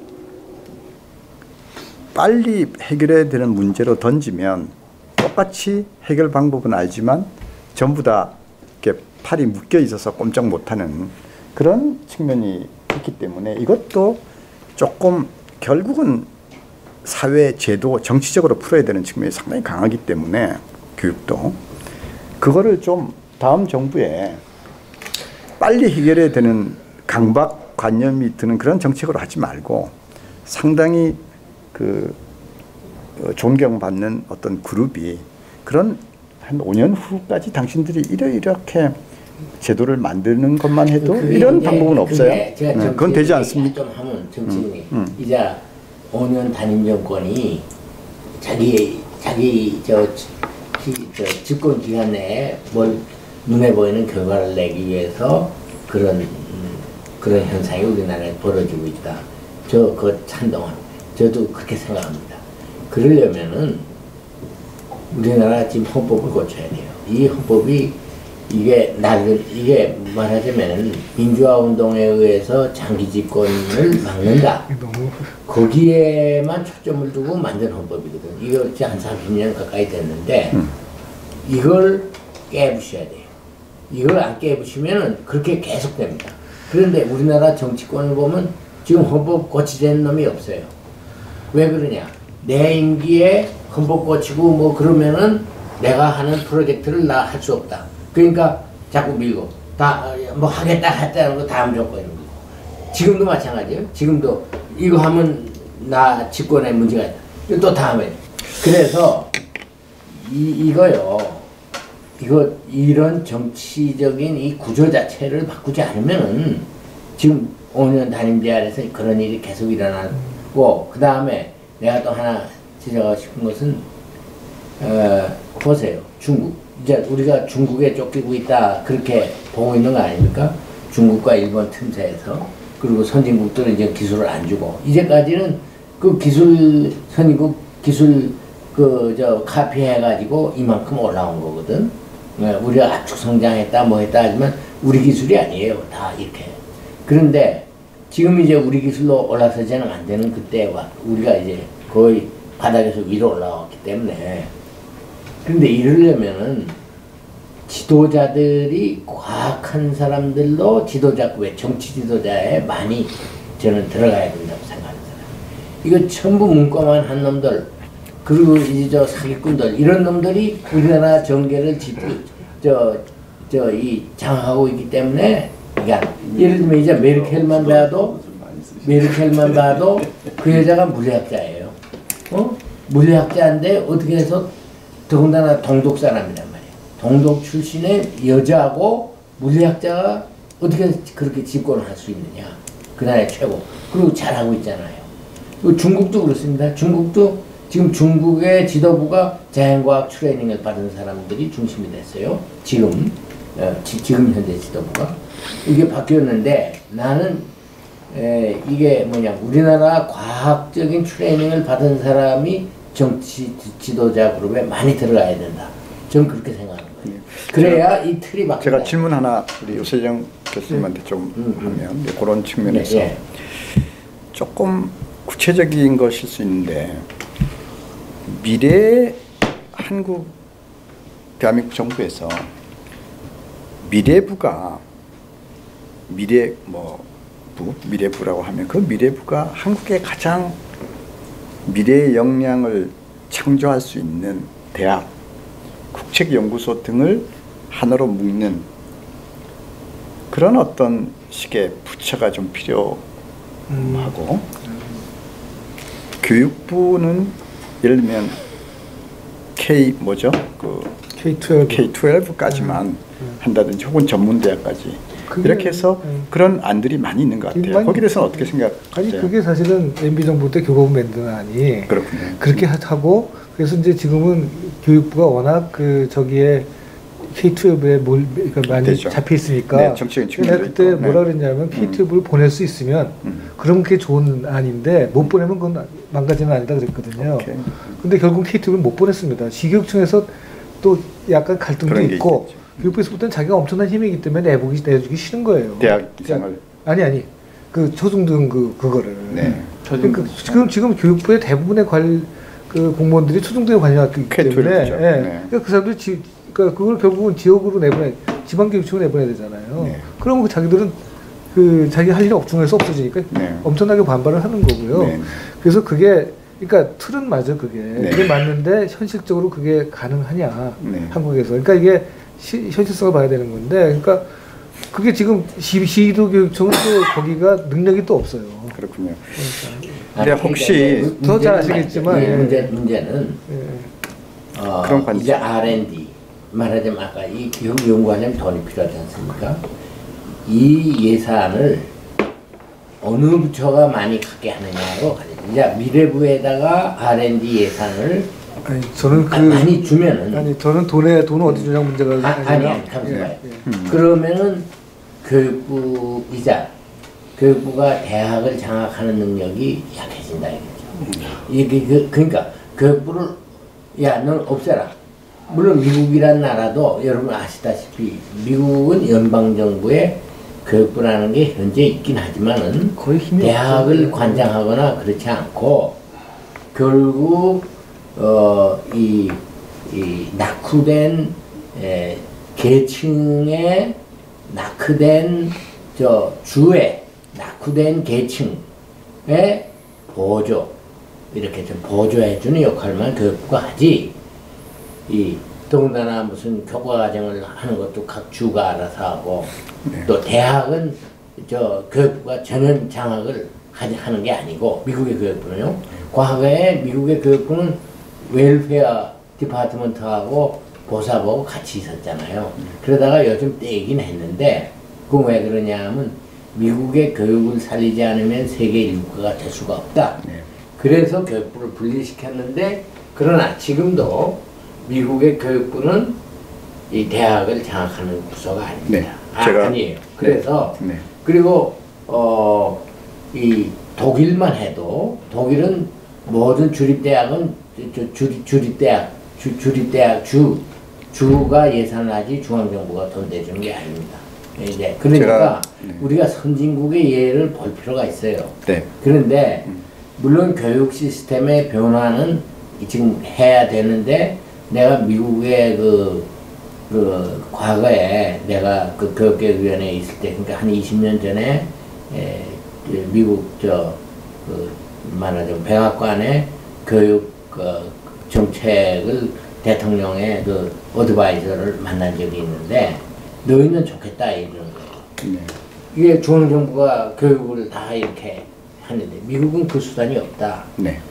그래서 노동부 장관 그 옛날 하버드 대학에 있었던 그 사람이 그 노동부를 통해서 노동교육을 통해서 이 전체 교육에 좀 영향을 주려고 한 바가 있습니다. 그런데 우리나라가 선진국을 이제 뭐 따라간다고 하지만요. 교육 시스템이 이게 현진국 교육 시스템이 아니에요. 예를 들면 미국이 기술 이제 과학기술 이것도 세계 이거고 그리고 지금 독일 아닙니까? 이제 독일 말씀하는 불란서도 어느 정도 그렇죠. 그런데 이것을 중앙정부가 장악하고 있질 않아요. 그걸 우리가 알아야 됩니다. 그러니까 우리나라도 내가 보기에는 이 헌법 개정을 해서 지금과 같은 단임제 대통령제 이걸 우리나라는 지금 대통령제가 안 맞아요. 내가 보기에 뭐 긴 얘기는 필요 없습니다만 그 헌법 개정도 하고 내가 보기에는 최고 권력자 그 사람이 뭐 예를 들면 수상이면 수상의 가장 핵심 어드바이저가 과학 어드바이저, 사이언티픽 어드바이저를 둬야 된다. 난 그렇게 생각해요. 그래야 우리나라가 과학 강국이 될 수 있어요. 과학 강국이 아니고서는 선진국이 될 수가 없어요. 질문. 제가 아까 오세정 교수님한테 말씀드린 질문을 제가 조금 더 이렇게 지금 논지가 조금 디포커싱 되는 디스럽티브 우리가 이야기하고 있잖아요. 그러면 과학기술 정책이나 과학기술의 가장 중요한 미래지향적으로 볼 때는 혁신, 인재, 좋은 인재들을 기르는 거고 그런 측면에서 저는 디스럽티브한 뭐가 나와야 된다고 생각하는 하나 예로 우리가 K-12 대학 전 아이들이 어떻게 이제 기능을 떼게 되면 교육부에서 이게 어떻게 가느냐 하는 것은 너무 저는 토론을 안 했으면 좋겠습니다. 이건 그 디테일한 기술적인 측면이 있겠죠. 제 이야기는 이 세상 어느 나라도 시도해보지 않은 예를 들면 현재 대학이 좋을지 모든 대학이 좋을지 모르겠어요. 그러나 그런 인재를 만드는 대학이라고 하는 하나의 대학원 집단과 국책연구소 있잖아요. 를 하나의 틀로 묶어서 그것이 국가의 미래의 핵심 역량을 만드는 그런 어떤 제도로서 새로운 띵킹을 해보자 하는 걸 제가 질문 드리는 겁니다. 옛날에 그런 생각을 했겠죠. 그러나 저는 우리가 디스럽티브 해야 된다는 생각이 좀 있어요. 그래서 제가 오세정 교수님한테 좀 질문 드린 이유는 워낙 과학기술에서 또 많이 기여하셨고 존경도 받고 그러면서도 불구하고 아니요 한 개인을 제가 이야기하는 거고 하나의 우리 집단으로 또한 정책을 많이 아시니까 이러한 디스럽티브한 어려움이 많이 있겠지만 이러한 어떤 구상 이 다음 정부가 가능할지 그 다음 정부가 가능할지는 또 하나의 디테일한 방법론이 되겠지만 그러한 구상이 미래지향적으로 과학기술 포함해서 한국의 미래 경쟁력 혁신에 도움이 될 것인가를 제가 여쭤보는 근데 이제 이 말씀이 말씀하신 대로 사실은 그러니까 정치적인 문제가 굉장히 중요한데, 그러니까 아까 말씀하신 뭐 표 얻으려고 그러는 거는 사실 안병 장관이 제안하신 7년짜리 교육위원회를 만들어서 5년은 건드리지 못하게 대통령 와도 그러니까 입시 정책 같은 거 건드리지 못하게 하면 그거는 해결될 수 있을 것 같아요. 근데 지금 또 얘기한 거는 사실은 MB 정부의 시작을 잠깐 시도를 했었어요. 카이스트하고 생명국을 합친다. 뭐 이런 얘기 했었잖아요. 그러니까 그게 이제 큰 그림에서는 그렇게 하는 게 좋겠다 하는 거였는데 여러 가지 이유로 결국은 그게 안 됐잖아요. 그러니까 정치적으로 이게 결국은 나중에 어디까지 가냐면 국회의원들이 났습니다. 그러니까 자기 지역에 뭐 국회가 이렇게 되면 그 행정부에 있는 사람들은 결국은 힘이 약해가지고 그걸 뚫고 나가지 못해요. 그러니까 왜 이렇게 그러고 그 아까 저기 그 공무원들이 이렇게 시시콜 간섭을 하냐 그 사람들한테 물어보면 그 사람들의 변명은 이겁니다. 국회 가면 우리가 깨집니다. 국회에서 그렇게 물어보는데 돈을 어떻게 썼냐고 뭐 왜 그거 안 챙겼냐고 물어보는데 내가 어떻게 안 챙깁니까? 이렇게 얘기를 해요. 그리고 감사원이 와서 감사하고 뭐 이러니까 그러니까 국가 전체의 통치 방법이 바뀌어야 돼요. 맞아요. 내가 예를 하나 할게요. 이자 고등학교에 가면은 선생들이 우리 잡무가 너무 많습니다. 그런 거예요. 그런데 국회 교육부 장관이 가면은 국회의원들이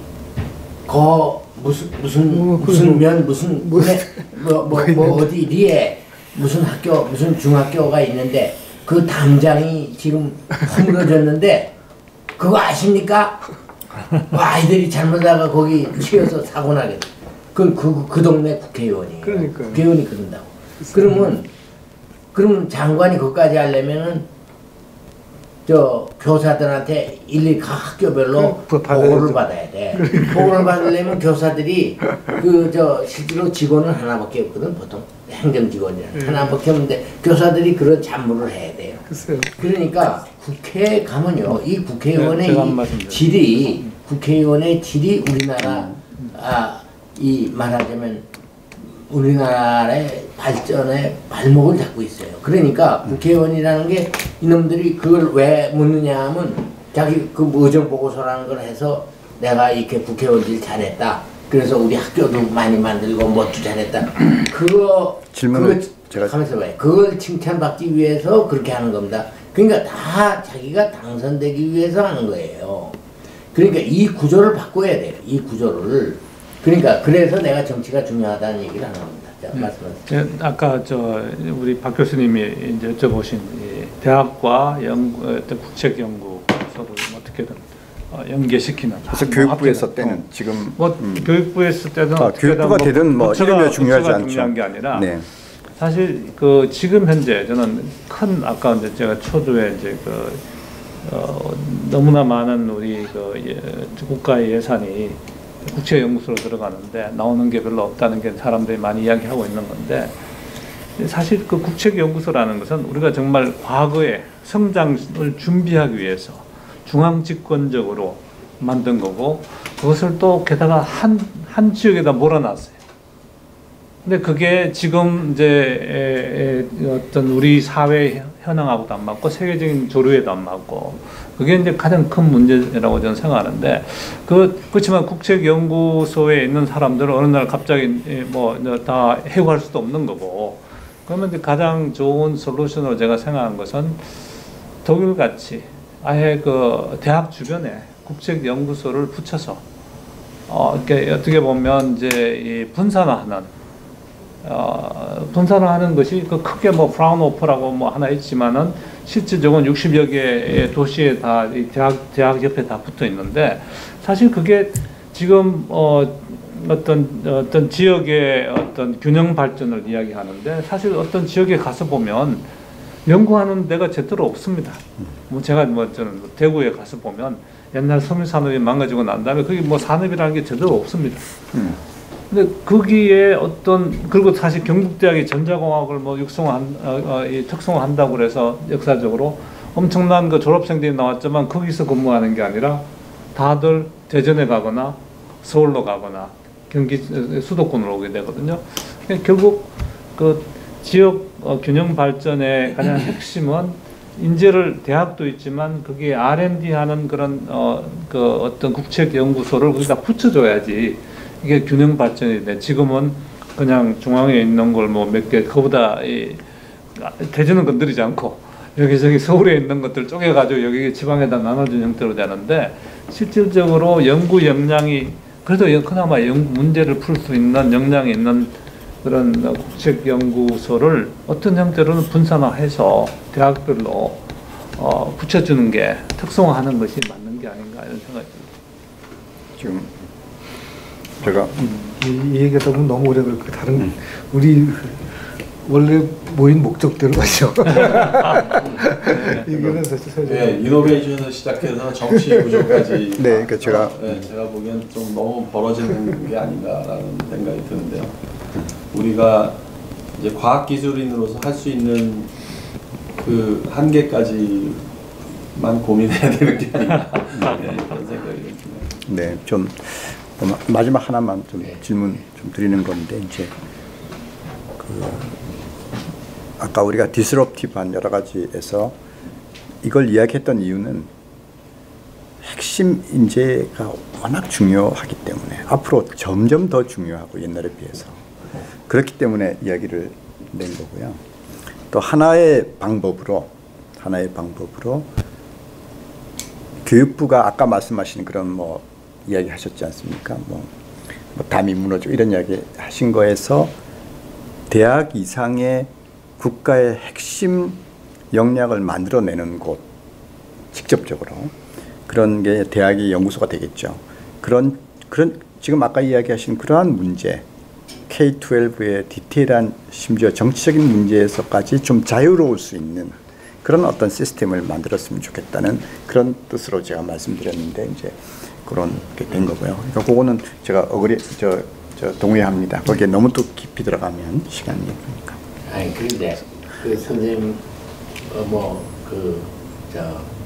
제가 여기 역할은 그 과학에만 국한해서 얘기를 해서는 과학의 이노베이션이 일어나기 어려운 구조가 한국이 돼 있다. 그걸 말씀하기 위해서 하는 거고. 당연히 저희 다 알고 있잖아요. 그래서 이제 제가 여기 참여했고 저는 과학의 내용에 대해서는 모르는 사람 아닙니까? 그래서 저는 이제 이런 논의를 여기서 하는 것이 중요하다 하는 얘기고요. 그 다음에 우리 한국 정치를 보세요. 지금 국가를 발전시키기 위해서 하는 것인지 자기 권력을 잡기 위한 싸움을 하는 것인지 내가 보기에는 지가 권력을 잡기 위한 싸움만 하지 국가를 발전시킬 그런 논쟁을 하고 있지 않아요. 그러니까 이런 식의 정치 구조 아래에서는 과학기술도 발전하기는 어렵다고 하는 거예요. 그래서 이 정치인들한테 이 경종을 울려야 된다. 과학기술인들이. 진짜 아까 우리 박 교수께서 오늘날 이 한국의 과학기술 이것은 지금 우리나라의 국가의 생존을 이제 위협하는 그런 위기 상황이다 하고 하는 이야기를 개인적인 이 프로그램을 기획하면서 전화로 주고받았는데 서울대 그 축적의 시간이라는 거기에서도 그걸 만든 분들도 그런 위기의식 아래서 그 보고서가 나왔다고 나는 이해를 하는데 이것이 큰 파동을 일으키면서 우리 사회 특히 이 정치권이 대어 각성을 해야 된다. 그러려면 나는 이 정치권에 지금 뭐 인재 사로 등용한다고도 그러잖아요. 그래서 무슨 고등학교 졸업한 사람 쓴다. 무슨 그런 얘기들은 하는데 그게 아니라 전문가 중에서도 과학 전문가를 정치권에 영입을 해야 된다. 물론 그런 안목이 있는 사람이야죠. 한참 연구만 열심히 하는 그런 천재들을 정치권에 끌고 갈 필요는 없죠. 그러니까 그 과학적으로 트레이닝된 정치적인 성향이 있는 그런 인물들을 이번 무슨 대선 혹은 총선 이런 데서 나는 사람을 영입해 가야 된다. 그렇게 나는 얘기하고 싶은 겁니다. 그래야 이 혁신이 일어날 수 있다. 그렇지 않으면 그 사람들은 모르니까 개인적으로 친구가 돼서 뭐 정치가가 있어서 자기 고등학교 동창인데 찾아가서 야 뭐 너 좀 이거 해봐 뭐 그런 정도 어드바이저밖에 못한단 말이에요. 그래서 그렇게 되면 안 되고 제가 아까 중국 얘기도 했습니다만 정치 리더 그룹에 과학적으로 트레이닝 된 사람 그런 분들이 많이 들어가야 이 과학의 우리나라 과학의 이노베이션도 또 과학기술의 이노베이션도 제대로 제 궤도에 오를 수 있지 않나 저는 그런 얘기를 전적으로 동의하고 뭐 오세정 선생님 같은 분들이 좀 많이 더 사실은 그러니까 저희한테도 좀 잘못이 그 부분에 저는 있다고 생각하거든요. 과학기술인들이 전체적인 사회의 이슈에 좀 어떻게 보면 일정 기간 등한시했던 사실은 개발 시대에는 굉장히 많은 과학기술인들이 뭐 장관 뭐 과기부 장관뿐만 아니고 굉장히 요직에 많이 중국처럼 했었던 것 같은데 최근에 이제 주로 뭐 문과하고 잘못된 건 아니지만 아무튼 그런 분들이 주로 과학기술 정책까지도 다 논단을 하면서 우리가 이제 굉장히 그거에 어떻게 보면 이렇게 정책이 지배당한다고 할까 그런 측면이 좀 있었다고 생각을 하고 사실은 전체적인 퍼스펙티브를 가지신 선생님도 마찬가지지만 좀 이제 랩을 나오셔서 좀 이런 사회 이슈에 적극적으로 그러니까 저는 선생님 그 말씀에 다 동의하지만 정치가들한테 우리가 경종을 울려서 과연 지금 정치 구조에서 그 사람들이 애티튜드를 바꿀까를 기대하는 것보다는 과학기술인이 좀 더 적극적으로 사회 참여도 같이 해줘야. 근데 문제는 지금 정치하는 사람들이 국회 각 당에서 그런 사람들을 픽업을 해 가야지. 야 나서줘. 그렇게 해서 정치권에 들어갈 수는 없거든요. 그래서 지금 리크루트하는 걸 보면 뭐 다 법조인이고 해서 과학기술인 인비테이션이 없잖아요. 예, 그래서 하는 얘기. 그래서 하는 얘기. 예. 그러니까 우리나라는 변호사 국회인데 변호사 국회고 그래서 이 변호사 국회만 하면요. 물론 국회가 법을 만든다니까 법을 아는 사람이 들어가야 되긴 하지만은 법에 무엇을 위한 법이냐죠.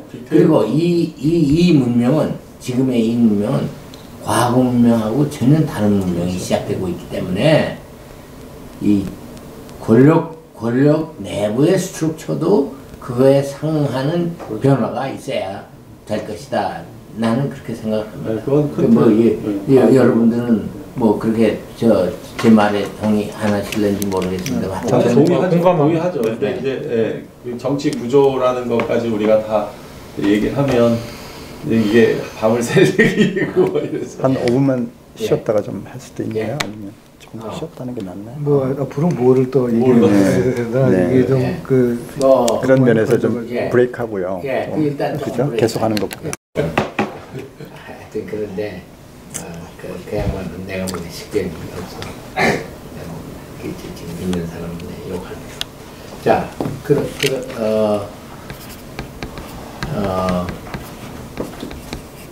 그러면 그동안에 여러 가지 말씀을 나눴는데 마무리하는 말씀을 한 분씩 쭉 해주셨으면 고맙겠습니다. 자, 우리 선생님. 아까 말씀하신 저는 결국 뭐 과학기술이 혁신이 일어나려면 결국 과학도 사회 안에 존재하는 거고 그 큰 틀에서 환경이 좋아야 과학기술인들이 그 안에서 이노베이션도 이루어지고 또 뭐 나라를 위해서 여러 가지 좋은 일을 할 텐데 그러려면 과학기술인이 할 수 있는 일이 두 가지인데 하나는 각자의 연구에서 정말 충실한 연구를 하는 거지만 또 하나는 사회 전체적인 문제에 적극적으로 참여해서 그 좋은 폴리시를 만들어내는데도 적극적으로 기여를 해야 된다는 생각을 하고 있습니다. 그거는 정치나 우리나라 사회에서도 과학기술인을 초대를 해야 되지만 저희 커뮤니티 자체에서도 그런 분들을 발굴해서 그런 식견을 가지고 풍부한 연구 경험을 가진 분들이 좋은 정책을 만들 수 있도록 제안을 사회에 적극적으로 하는 부분. 과학기술은 그 작업의 형태상 사실은 비판의식이 있어야 되고 또 부족한 것들을 찾아낼 수 있는 능력으로 트레이닝이 돼 있기 때문에 많은 경우 불행하게도 그게 사람 평가에도 적용이 돼서 남을 칭찬하는데 조금 인색하고 남을 추천하는데 인색한 경향이 많이 있는 것 같습니다. 그래서 좋은 분들이 틀림없이 주변에 많이 있는데 그리고 그분들이 훨씬 더 큰 틀에서 임팩트 있는 일을 하실 수 있음에도 불구하고 그분들이 나라의 핵심 역할을 하는 데 있어서 적극성이 좀 부족한 그런 것들이 좀 아쉽다고 생각합니다. 그래서 과학기술인들이 연구도 열심히 해야 되겠지만 좀 그런 분들을 추천하고 발굴하고 또 스스로도 본인이 그런 데 관심이 있다고 생각하면 좀 그런 데 나서서 국회의원으로도 참여를 하고 또 장관이나 뭐 그거보다 또 다른 뭐 여러 가지 연구기관장이나 이런 곳으로 가서 국가의 백년대계를 좀 기술을 볼 수 있는 사람들이 정책을 주도하는 그런 역할이 되면 참 좋겠다 이런 생각하고 있습니다. 네. 뭐 좋은 말씀 다 하셔가지고 제가 뭘 더 말씀드릴지 잘 모르겠는데 뭐 요약을 하자면 지금 그 세계적으로 아주 정말 그 R&D 사이클이 빨라지고 있고 그 다음에 저희 중국이 아주 거대한 그런 그 자본과 또 어떤 그 아주 그 포커스된 그런 그 노력으로 우리 산업 우리가 잘하는 분야를 모두 지금 앞지르려고 하는 그런 상황에서 우리가 정말 위기의식을 가지고 현재 구도를 어떤 형태로는 탈피를 해야 되지 않느냐 이런 생각을 좀 가지고 있고요. 그래서 저희 우리나라 상황은 좀 현재 뭐 혁신의 관점에서 보면 박스권에 갇혀 있다. 뭔가 이걸 탈피를 하려고 하는 그런 힘이 이 기존의 이 성장 과정에서 굳어진 그 파워에 밀려 가지고 혁신이 지금 어떤 혁신 돌파구를 못 열고 있는 상황이라고 생각을 하고요. 근데 역사적으로 보면 또 우리나라의 장점은 또 이런 순발력이기 때문에 우리가 좀 방향을 잘 잡아서 이런 변화를 시도를 한다면 현재 또 지금 이 박스권을 탈피를 하는 것이 불가능하다고는 저는 생각하지 않고 가능성이 상당히 있다고 저는 생각합니다. 그렇게 하기 위해서는 이제 리더십이 중요하고요. 이런 부분에서 우리 과학기술하는 사람들의 리더십도 중요하고 국가의 어떤 지도자의 리더십도 중요하고 또 산업 기업 부분에서도 이런 어떤 도전적인 그런 리더십이 필요하기 때문에 그런 것들이 다 유기적으로 교육, 연구, 산업 다 유기적으로 우리가 정말 고민을 해서 새로운 구도를 뭐 남의 걸 지금 모방할 것도 없고 새로운 구도를 우리가 만들어가야 된다고 생각을 하고 있습니다. 그 중에서 제일 중요한 게 아까 우리 여러분 교수님들 말씀하셨습니다만 그 현재 그 박스권을 뭔가 돌파를 할 수 있는 그런 소수의 핵심 인재 그게 1%든 0.1%든 그런 인재들이 우리나라에서 지속적으로 나올 수 있도록 그 교육, 연구, 어떤 사회적인 어떤 그런 가치 이런 것들을 좀 새로 만드는 게 필요하지 않을까 생각합니다. 네. 제가 하여튼 오늘 굉장히 좋은 토론이 됐고요. 저 나름대로 제가 이야기한 거 다음에 들은 걸 조금 정리 간단하게 하면 그러니까 제1주제는 역시 디스럽티브한 아주 그 디스럽티브는 네. 저 한국말로 갖고 디스럽티브가 어떻게 혁신적, 파괴적 혁신 뭐 그런 건가요? 번역을 합니다. 네. 파괴적이라고 번역을 하는데 파괴적이라고 뭐 대표적인 뭐 경우가 이제 노키아에서 예를 들면 뭐 아이폰으로 가는 이게 디스럽티브하다고 할 수 있겠죠, 그죠? 다음에 최근에 굉장한 반도체 메모리가 만들어지면서 과거에 있었던 아티피셜 인텔리전스, 머신 러닝이 모든 사회 부분에서 들어오게 되는 디스럽티브하죠. 빅데이터도 아이디어는 있었지만 여러 가지 뭐 그 통신 기술, 그 데이터 통신 기술이나 그런 소프트웨어 기술이 되면서 모든 부분 기술뿐만이 아니라 사회과학, 뭐 의학, 뭐 이런 쪽 부분에 응용되는 뭐 그런 게 이제 디스럽티브하다고 할 수 있겠죠, 그죠? 그 예는 많이 있겠지만 그런 디스럽티브한 혁신이 지금은 가장 중요한 때이고 또 앞으로 미래에 중요한 때가 될 것이다. 이렇게 제가 느꼈고요. 이제 그렇게 하기 위해서는 아까 원천 과학 기술도 이야기했고 또 IT 중심 뭐 응용 과학 기술도 됐지만 그 두 개가 다 필요한 것이다. 그래서 아까 3대 7 이야기 하셨습니까? 뭐 그런 자원 배분은 저는 뭐 적합하다고 생각하고 그 디스럽티브 혁신이 누가 뭐 잘 디자인해서 되기만 하겠어요?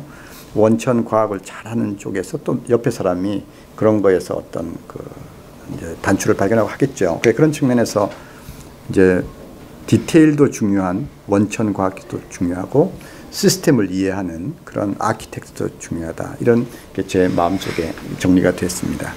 다음에 마지막으로 이야기하면 그러면 이렇게 되기 위해서 현재 가장 중요한 것이 무엇인가 저는 핵심 인력이 중요하고 한국은 그런 면에서 굉장히 긍정적인 측면이 있죠. 수도권에 아주 우수한 인재가 2천만 정도가 모여있고 우리 판교에 가면 그런 엄청난 힘을 지금 느낄 수 있죠. 소프트웨어 회사들이 클러스터로 모이면서 가장 경쟁력 있는 전 세계에 그런 집단을 이루고 있는 그런 긍정적인 면이 있죠. 그럼에도 불구하고 한국의 대학 및 연구소가 그러한 핵심 인력 및 지식을 만들어내는 그런 시스템이 되어 있는가에 있어서는 비관적인 측면이 있다. 그래서 그런 측면에서 교육을 손댔고 또 심지어는 교육부에서 대학 부분을 좀 더 자유롭게 떼냄으로써 대학 국책연구소가 국가의 지식을 만들어내는 좀 더 자유롭게 미래지향적으로 하는 그런 프로포즈들이 나왔다고 생각하고요. 저는 마지막으로 가장 중요하게 생각하는 것은 디스럽티브한 마켓이라고 생각합니다. 마켓. 시장이 어떻게 변하는가 모든 분야에서 그거를 학생뿐만이 아니라 지식인들, 대학이 잘 알 수 있게 하는 그런 마인드셋부터 환경을 만들어주는. 그래서 늘 마켓이 어떻게 변화하고 미래 마켓을 창출하기 위해서 어떤 기술, 어떤 융합, 어떤 사회 인문, 사회 제도가 되어야 되는가 하는 거를 계속 천착할 수 있는 그런 어떤 마인드셋, 중요성에 대한 인식, 심지어 제도가 중요하다는 그런 생각을 제가 했습니다. 이게 제가 오늘. 예, 뭐 여러분들이 다 말씀하신 대로 지금 우리 한국의 상황이 굉장히 어렵고 위기라는 얘기는 다 동의하는 것 같고요. 근데 결국 이제 이거를 풀어나가는 거는 뭐 신기술, 뭐 신산업 이런 걸로 풀어나가는데 결국 과학기술 해야 되는 거겠죠. 근데 이제 현재 우리가 이제 이제 과학기술자 입장에서 보면 지금 상당히 여기저기서 비판을 많이 받고 있는 상황이에요. 그러니까 그동안에 돈 뭐 1년에 17조, 18조 원을 한 게 뭐냐, 뭐 이러고 자꾸 나오는데 제 생각에는 이제 우리의 여태까지의 축적된 그거는 참 잘해왔다고 생각해요. 자기 과학기술자들은 이만큼의 수준을 올려놓은 것도 그렇고. 그런데 이제 지금 그 틀만 가지고 계속 가기에는 이제 상황이 바뀌었다, 확 바뀌어야 된다. 근데 그 중에서 제일 중요한 게 저는 이제 과학자들한테 자율성을 주는 일이라고 생각합니다. 저는 돈이 더 필요하다고 생각하지는 않고, 이제는 과학자들한테 그 돈을 좀, 그러니까 프리하게 쓸 수 있게 만들어주는, 네 생각에서, 그러니까 아주 그런 하는 게 중요하다고 생각이 되고, 그래서 관료들의 아주 디테일한 간섭을 줄여주는 게 굉장히 지금 현재에서 제일 중요한 일이라고 생각을 하고요. 이 연구도 그렇지만 이제 교육도 마찬가지죠. 그러니까 너무 규제하고 모든 걸 컨트롤하려고 그러는 그 패러다임이 바뀌지 않은 한 우리나라 사실 국가 운영 체제 자체가 과거하고 달리 이제 바뀌어야 되는데 이게 이제 다 모든 분야에서 다 지금 맡을 내게 돼 있는 것 같아요. 그래서 결국은 그 체제 전체를 바꾸는 데서는 과학이나 교육에서는 전체적으로 옥죄는 걸 좀 규제를 그만두고 좀 풀어줘야 자율성을 확보하게 해줘라, 이렇게 얘기를 하고 싶고요. 근데 이제 그러니까 실제로 세상 일이라는 게 어느 날 갑자기 뭐 디지털처럼 제로에서 원으로 가는 건 아니니까 이게 지금 뭐 관료제도에 있고 뭐 이래서 아마 우리가 원하는 만큼 100점으로 가진 가능성은 거의 없어 보이고요. 근데 그런데도 불구하고 저는 우리가 20점에서 30점을 가는 것도 그게 발전이고 성장이고, 그러면 조금 또 좀 위기가 좀 낮을 거고 30에서 40가면 낮을 거니까 하여튼 계속 이런 얘기를 하면서 벽에 부딪히는 것 같아서 어떤 때는 참 답답하기도 하지만 거기 얘기를 하고 또 기회 있을 때마다 좀 실질적으로 일을 하고 그러면 조금씩 나아지지 않을까. 전 다행스럽게도 한국 사람들이 그런 변화의 의지는 상당히 있는 것 같아요. 그러니까 그냥 무기력하게, 그러니까 젊은 사람들은 참 무기력하게 보이는 때가 많은데 그래도 이 30, 40대 된 사람들은 아닌 것 같아요. 그때부터는. 그러니까 좀 변화의 가능성도 있지 않을까. 이 위기를 극복할 수 있을 것 같고 실제로 각 분야에서 지금 일하는 사람들은 상당한 실력이 있다고 보고 그거를 전체를 끌고 가는 리더들의 역할이 아직 부족한 게 한국의 큰 문제가 아닌가 이렇게 생각합니다. 좋네요. 감사합니다. 뭐 제가 과학을 전공한 사람이 아니기 때문에 과학의 그 디테일한 문제에 대해서는 저는 공언할 것이 없고 제가 여기 앉은 이유는 결국 이 정치권에 대해서 좀 호소를 하기 위해서 제가 여기 앉았습니다. 그래서 정치권에 대해서 제가 하고 싶은 것은 뭐냐 하면 국가 낡은 틀에서 지금 우리나라 정치가 움직이고 있다. 그래서 특히 헌법을 비롯한 정부 구조 이거 바꿔야 된다. 그리고 정부만이 아니라 국회도 바꿔야 된다. 이 국회가 지금과 같은 그런 형태로 나가면 나라는 이 과학기술 이런 집단이 아무리 열심히 일해도 나라가 더 발전하기 어렵다. 저는 그런 생각을 하고 있습니다. 그래서 그러려면은 이 정치권이 지금과 같은 행태를 버려야 된다.